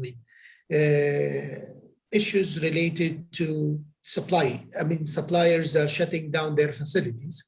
So without their facilities, without their production, you will not have your raw material, means your facility will be impacted. Now, supplier produced, you send it to the port. There is no scheduling from the exporting port to the importing port. So you are at the mercy of the shipping lines. Third, shipping cost went up to the roof. I mean, the Ever-Given case and the congestion that we are seeing in China have skyrocketed the freight cost. Now, freight cost is becoming more expensive than the material that you are shipping itself. So it's a perfect storm. See, pre-COVID, we were talking about just in time. Yeah, just in time. Now we are talking about just in time in case. And the in case is that it is in case you get the material. So it really tested our value chain, supply chains, all these investments, developments. A tiny virus ruined the entire thing. So as a fallback, now we see that a lot of companies, and including ours, is doing something called dual sourcing, where we used to import from one supplier or one country. Now we do it from two, just to minimize the risk. There is a massive global move towards increasing inventory levels. And this goes again against the teachings that you should keep minimize inventory to an optimized level. But the trade-off is operational business continuity or cost. So supply chain have really been tested during COVID, and I think it will not continue the same. And even this freight, small freight issue that we are, not small, of course, it's big issue. No one can tell you when it will finish. Some they'll say by year end, some say by year 2022. So this brings us back to the new norm. New norm is uncertainty. You'll just have to be agile and deal with it as it goes. Yes, you can do your strategies, you can do your planning, but keep that agility aspect in the design. Otherwise, you will be in deep trouble. Thank you, Haytham. Such kind of adding value as well. Also, just add, Fatih, yes, on the same topic. I think it's a similar case was with the telecom as well. Yeah, this tension, the supply chain tension, which was the result of which resulted to the higher actually shipping cost and also led to the commodity prices go up and the other prices go up as well. So same thing, demand of CPEs was very high in the telecom actually. And we had to bring them through flights rather than shipping actually, because of the timing, and that led the cost go almost triple actually. But we have no choice but to accept this crisis situation. So we are still, yes, it has gone little, improved a little bit, but I think still this area is uncertain, as Haytham stated. Yeah. So I think this will continue unless the world economy will recover rapidly. If the world economy will continue to be slow, I think this challenge will continue to be there. Thank you. Thank you, Abdulrazak. We are all speaking the same pain. Maybe some gaining happens at the aviation, but other people still need to reposition their strategy into how, as Haytham said, adding the IC to the GIT. So not just in time, but also in case. Surprisingly, how enriching the acronyms and the jargon that we are enriching for the accounting side. COVID brought EBITDA to be quite EBITDA with C with COVID. And now Item has added GIT with IC in place. So thank you, gentlemen, for the enrichment on the discussion around. And I would like to take one final thought and deliberation discussion around a point raised by Mr. Deepak Dixit. Mr. Deepak is my predecessor in Oman Cement. The CFO, well-immersed, experienced gentleman who is bringing a question saying, can we have the views of the panelists on domestic industries' capabilities to face global competition and government support on self-reliance of country on critical sectors, creating sufficiencies? This goes all across for any industries. How do you find our readiness to compete? Are we fit to be the best, or we still lack specific factors to be brought in? What support that we should look for? And if it is coming from the, I would call shareholders, the governments, different stakeholders. And after that, if we have sufficient time, we will head toward the core-based social responsibility to ask Kameez about how the company is coming up with their philosophy to really have proper CSR community audit, and specifically that Oman LNG does have a very huge fund for the NGOs organization that they set along PDO and others. I leave the floor to the team to come and interact, and we will just hear from you, please. Who would like to come in? Haytham, Abdulrazak, would you like to address the challenges to be quite most competitively fit to fight, fit to survive? Not just only on the local sector, which you've seen Abdulrazak, you brought the third operator is coming with a challenge, but also with the regional and international, because we need to create a story for branding Omani companies to grow, and how we will need to have the support from all around stakeholders, government, and whatsoever. Yeah, so I think that the main concern, my main concern is the industry health. Yeah, there are certain industries' health has to sustain. Yeah, so there are certain principles has to be agreed with the government. Yeah, government support is necessary, because the royalty and the taxes we pay, which is basically slowing the investment, the future investment for the industry. I'm talking now about the telecom, but I think it's the same case would be with the other industry as well. So I think the industry together with the government should agree certain principles to run this economy, and how we can sustain. It has to have a balanced situation, we do understand the government is struggling is in his budget, running his budget, but again, if you also squeeze or remove all these benefits from the development of these industries, it's going to hurt the economy in the long term. It's going to hurt the employment. Employment is another big, concern, in the long term, which is going to impact in your social life as well. So to me, I think government should think to reduce all these fees, taxes for the time being till the economy comes back to is strong position. Yeah, because currently everyone is looking after cost cutting. Yeah, the focus is all about cost cutting. So as soon you think about cost cutting, yeah, your mindset will continue to shrink. So I think it's time now to think how we grow. Yeah, how we grow. So if you want to grow the business, it has to be collaborative. You need support from different industries, from different stakeholders. Yeah. So we have to come all together, have some principle, agreed principle to run this economy and to sustain this economy of Oman. I think Oman has got excellent infrastructure in terms of transport, in terms of even in terms of telecom. We have all the power or the enablers. We can succeed and we can do much better.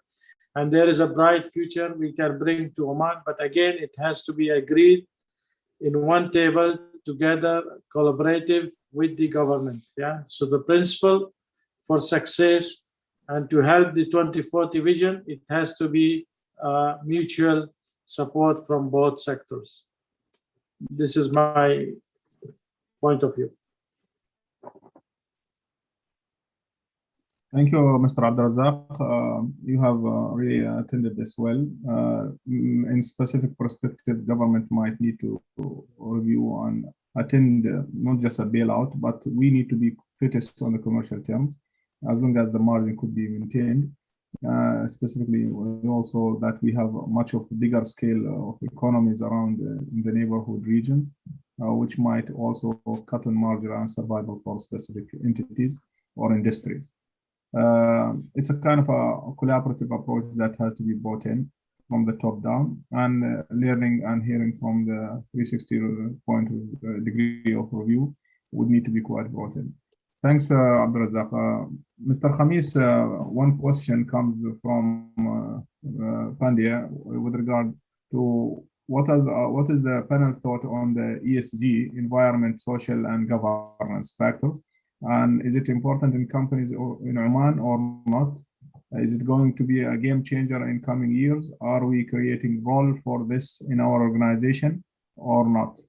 I don't know, Pandya, whether he is in oil and gas or maybe audit. We just need to see how this is coming up.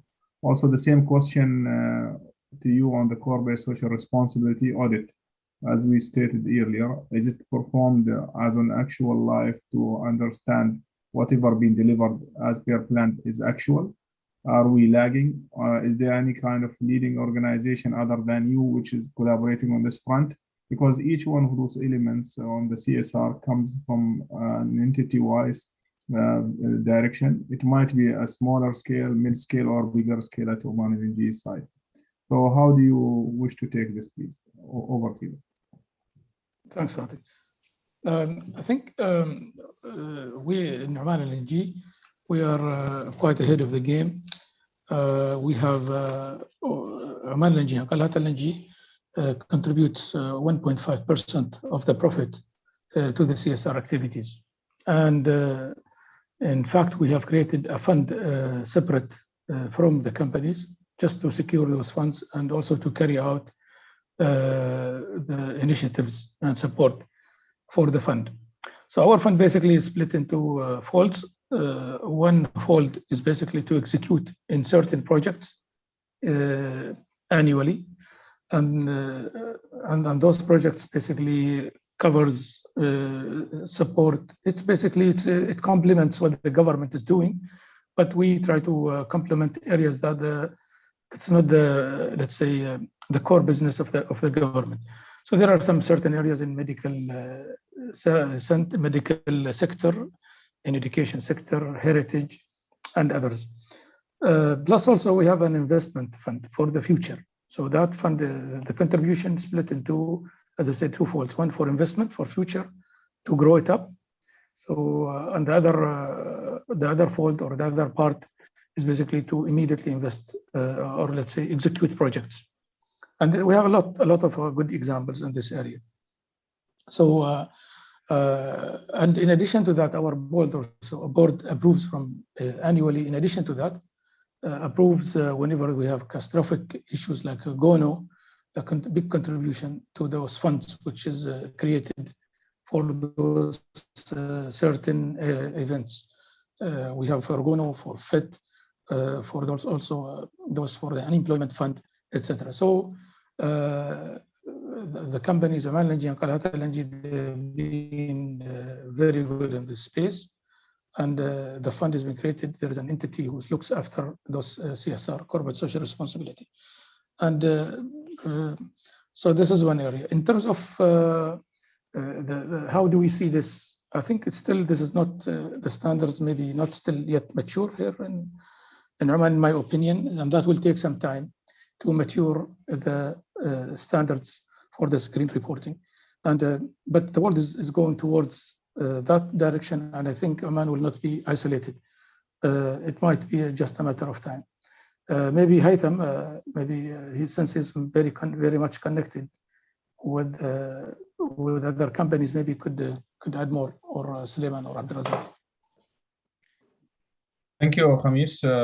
Anyone would like to add to this color, or because Kameez brought another enticing statement of unemployment.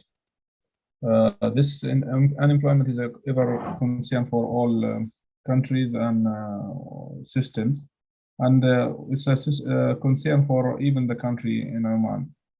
Now, it's considered among those top list on the government agenda. Kameez, how we as corporate, we budget for such kind of recruitment, and without impacting the operation and still keeping the margin right on the cost side, and eventually the profit, and to stay sustainable. So sometimes in such turmoil or stagflation, employment might get frozen, or unemployment rate will be quite spiked because people get to lose their jobs. But the good thing that Oman has created this job security, at least for the citizens, with this kind of investment being quite put into the pot by the government, by the employee themselves.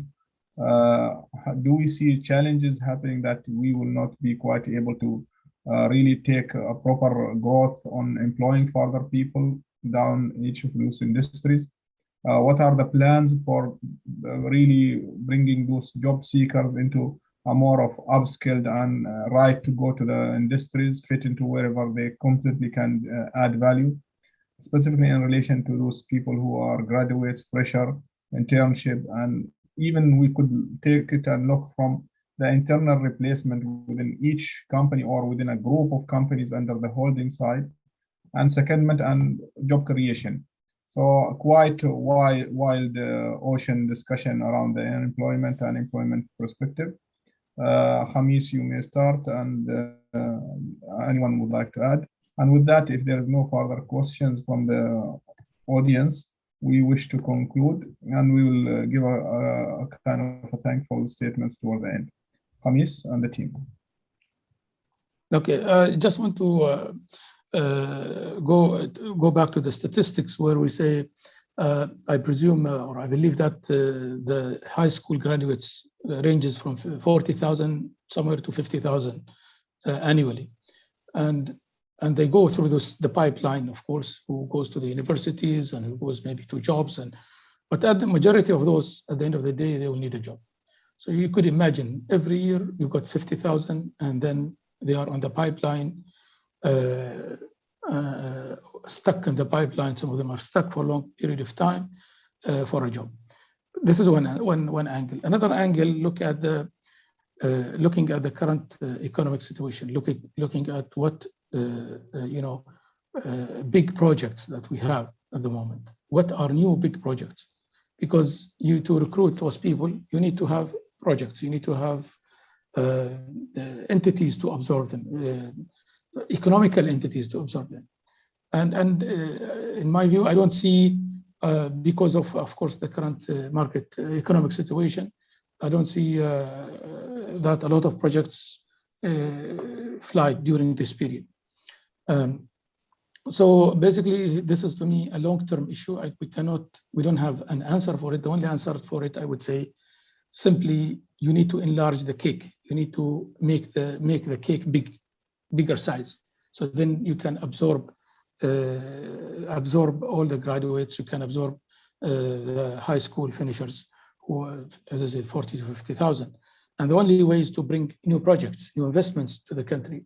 And maybe you need to look at the foreign investment policy, the how fast also the procedure of allowing foreign investors to come and invest in the country. And this is maybe the support of everybody, not only the government, but everybody should participate in that to enlarge the cake, to make the cake big. So then it can absorb annual graduates of 40 or 50,000 a year. That's one thing. But in the short term, what things we can help? And as I said, it will be just a support. For example, in Al-Hashmi, we have funded the several CSR programs to train opportunity to manage to secure jobs in the private sector. Also, it's worth mentioning that in 2011, when the government announced to create 50 jobs within public and private companies, we in Al-Hashmi, we took around 20% additional on our resources requirement. Basically, on top of our people, we took 20% on the workforce, where basically in some areas it doesn't make it efficient to take more people than what you require. And then that creates also other issues. But currently we are planning to basically to have people on job training. So because this is where we see it's better to give that knowledge to the people by bringing them to the plant, or maybe to different disciplines, engineering, operations, technical and non-technical as well, finance, HR, IT, and train those people, put them on job training, give them the knowledge, but then they can go and find jobs in the private sector. And we know that there are some opportunities can be also optimized from the private sector. But to me, the big changer for this game is basically having big investments, inviting more investments to the country, and enlarging the cake to everybody. So I hope I have addressed your question, Fatih. You are. Thank you, Kameez. Anyone of the team would like to add? Just would like to add a few points here. Telecom is also similar. It's a very staff intense, actually. We have more than 1,300 people, actually. Despite of that, we are still hiring Omanis on short-term basis. We call them STCs, just to support the economy and support these young boys so they can, learn and train well in this industry, and so at least they are ready whenever there is a opportunity available in other industries. But I think we need to think also the perspective of the employment. Yeah, it's not only the Omanization; is also basically we need to change the psychology actually of the employment. Yeah, not only for Omanis, also for even non-Omanis. Yeah, how you make Oman as a secured place for working. Yeah, because there also a fear from, let's say, if you want to bring a very specialized skill which is not available in Oman, which that you cannot Omanize it at this point. Yeah, so I think Oman, we should make Oman a place of what you call it, security, a job security. So we have to bring that perception that is a place of job security, because a lot of people are trying to leave this country in the fear of Omanization as well. Yeah, so we have to have this balance because in the work skills, in the working environment, you have to have different skills, different cultures, which is more healthy actually. Yeah, So we need to think it from that perspective as well. But again, to make it success, as this story, you have to encourage foreign investment, and you have to have flexibility in terms of policies, regulations. So again, I think government's role will play a big here, actually, to make this employment for Omanis and even welcoming these skilled people in Oman, because we have to have this mixed culture. This will make it more healthy, because you have to bring some outside experiences as well, and build and develop these skills and in a widespread in Oman as well. So I think the psychology of the working environment has to change as well, but this cannot happen again alone. Corporate cannot do it alone. It has to come with the support of the government, and then it can become a success. Thank you. Fatik, if you allow me to add one more thing, I think just to support what Abdul Razak and Kameez said, and even earlier, Abdul Razak said the change of education. We need to, I think the education system also needs to be enhanced, because if we talk about 40, 50,000 graduates every year, majority of them focusing on finance, HR, IT, on a generic subject. I think there should be a balance looking into what are the potential future investments, the 2040 vision, where the focus in tourism, in logistics, in other aspects of the economy, and the education system needs to be available as well to support that growth. Indeed, rightly added, Mr. Sulaiman. Thanks for you and the team.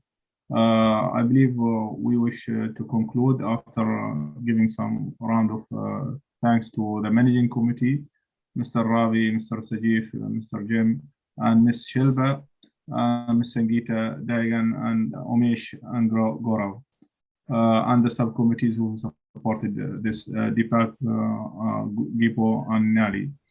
As well, also, we wish the chief guest and the guest of honor all the best in their future endeavor. And we wish to thank you, Abdul Razak, Mr. Abdul Razak, Mr. Sulaiman, Mr. Haytham, and Mr. Kameez. You have enriched our discussion and interaction. Hopefully, we have been quite adding significant value to the chapter discussion, Ravi and the team. And if there is anything which we can come and help and support down the future, we stand to cast our professional experience to be quite standing positive, supporting the expats and supporting ourselves. We are together to grow. We are together to be quite being better than before, heading to the best. Thank you, and thanks all. We hand over. Thank you, Mr. Fatik. Thank you very much for your exciting and informative session. Sir, thank you very much for all. And with us, we have our past chairman also, Mr. Ramanand Prabhu. Our Kisorji is also there. Our Kisorji, and our past MC member, Mr. Saz, is also there with us on the panel. So thank you very much, sir. Over to you, Gauravji. Thank you. Thank you, Raviji. And I think it has been a really interesting discussion moderated by Mr. Fatik and very well supported by each of the panelists. I think it's now time to also recognize all the efforts, and we know how much background work also goes into, not only for this session, but more prominently the overall growth, not individually, but for Oman as well. So it's always a collective effort at the end. I would now like to request CA Avadh Kishorji, our past president of Muscat chapter, to facilitate Mr. Abdul Razak.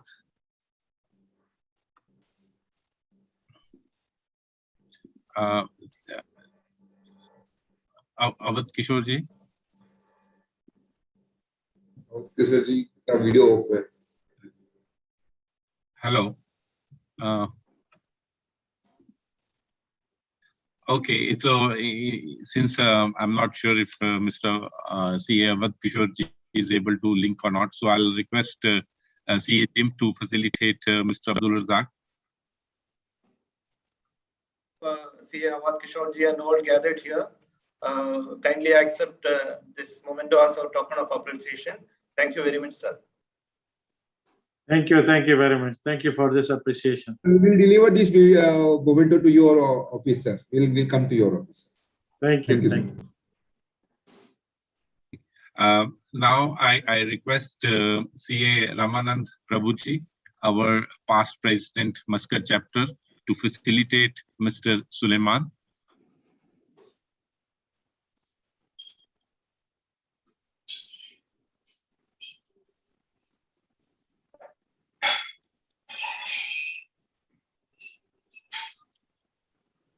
Prabhuji, your mic is on.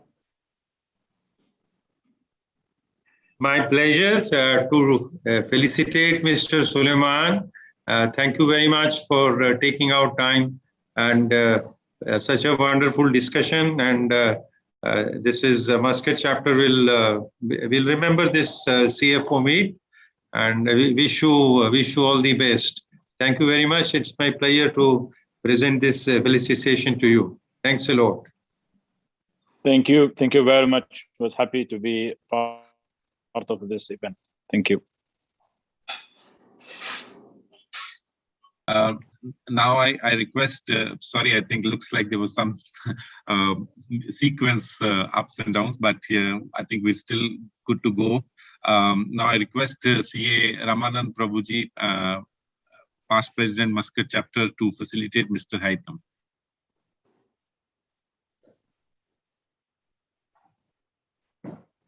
Thank you very much, Gaurav. It gives me a great pleasure to present this e-certificate and this memento to Mr.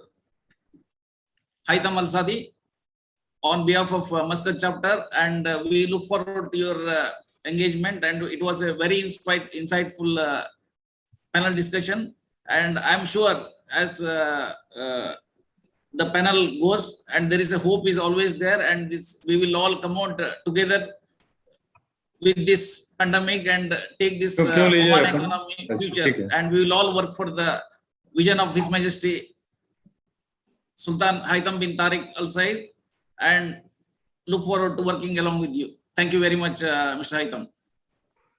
Thank you, sir, and thank you to the chapter in Oman, and it was really my privilege and my honor to be part of this session. Thank you very much. And I also want to make for this Omani CFO forum as a part of ICA, we also want to come out with the Omani CFO program, which is ICA is launching as a part of the Omani capacity building initiative to support His Majesty Sultan Haitham bin Tariq's Vision 2040. We look forward to working along with you all. Thank you very much. Inshallah. Inshallah. Thank you, Ramananji. Now I request CA Shahnawaz Khan to facilitate Mr. Kameez Al-Hashmi. Thank you very much, and it's been really an honor to attend such a wonderful session and enriched session. And thank you very much for sharing your thought process. We, the Indian Chartered Accountant in the Muscat chapter, always been the faithful servant of Oman, and we really wish 2040 vision is, as much as we can help, we are always there. Thank you very much. Please accept our token of appreciation for providing us your valuable time and giving us so valuable input as well. Thank you very much. Masalam. Thank you very much, and it was my pleasure to be part of this gathering. And thank you, Muscat chapter, and thanks everybody. Thanks to the Indian committee, CA, for organizing such event. Thanks a lot. Thank you. Thank you very much. Thank you. Thanks a lot, CA Shahnawaz Khan. Now I request our Muscat chapter current chairman, CA Ravi, to thanks and facilitate Mr. Fatik.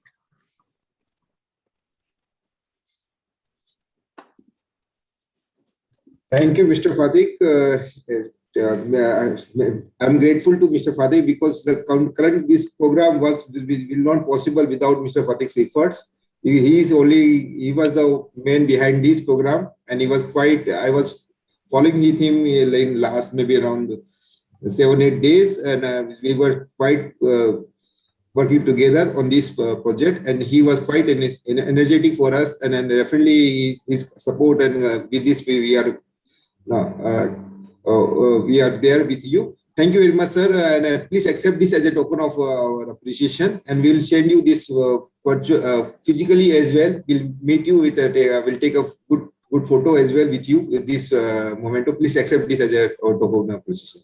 Thank you, Rabi, and to the managing committee and whoever had made this engagement quite of an earmark, and also made it quite of a thought for all those nice brains to think about further collaboration between the Omani and the Indian communities to bring more professionals to the ground, so we can help the people and the young to come as young professionals as we have grown. Thanks to all, and thanks to all those people who have brought us to the right shape and the right cadre by sharpening our soul. With this, I wish to say thank you again. Thank you, everyone, for helping us to facilitate the panelists as well as the moderator. Now I officially request CA Sajeev to say vote of thanks. Thank you, Gauravji. ICA Muscat chapter is really fortunate to have such an event connecting H.E. Munu Mahavar, who is departing on after his term, and the President ICA, CA Nihar Jambusaria, and 5 of the pillars of Oman economy, the 5 top CFOs or financial experts in Oman. At the outset, I wish to thank CA Fatih Al-Baluchi, CA Ravi Diora, and CA Sangeeta ji for taking the lead role to make it happen. I'm sure there are a lot of takeaways from the event for all of us, all attendees today, including insights of various current economic scenarios and the challenges, and the view on future economic and business scenarios in the region. On behalf of Muscat chapter of ICA, I thank Chief Manu Mahavar for accepting our invite and honored us with the presence and his words. It's immense pleasure to thank CA Nihar Jambusaria, the President of ICA, for joining the event and sharing his thoughts to add value to the panel discussion. We are really happy to give a thank you to Mr. Fatih Al-Baluchi, CFO of Oman Cements, for all his efforts to make it happen and well-coordinated, well-moderated event today. I thank Mr. Abdul Razak Al-Baluchi for accepting our invite and sharing his wonderful thoughts, especially the scenarios associated with the telecom industry. Also, I wish to add his discussion on unemployment and his vision on such aspect as well. We thank Mr. Haitham Al-Sadi for accepting our invite and sharing his experience over 6 industries which he had done over a period of his experience in finance and strategy. It's our pleasure to thank Mr. Kameez Al-Hashmi for accepting our invite and sharing his vast experience with us today. On behalf of Muscat chapter, I congratulate Mr. Suleiman Al-Ghanami for being appointed as CEO of Oman Fisheries. Also, we thank him for accepting his vision and his sharing his wonderful experience. Also, thank him for referring to the education system, which was one of very touching point in the discussion. Very valid point to note. Thank you for referring to that with reference to the Vision 2040 of Oman. Now it's time to thank the efforts of MC and chairmanship of CA Ravi Diora, CA Jim Joseph, Secretary, CA Shilpa Pavani, CA Digan Pandya, CA Unmesh Bome, CA Gaurav Kapoor, and CA Sangeeta ji, who is the Cpe coordinator. I take this opportunity to thank our past chairperson and leaders.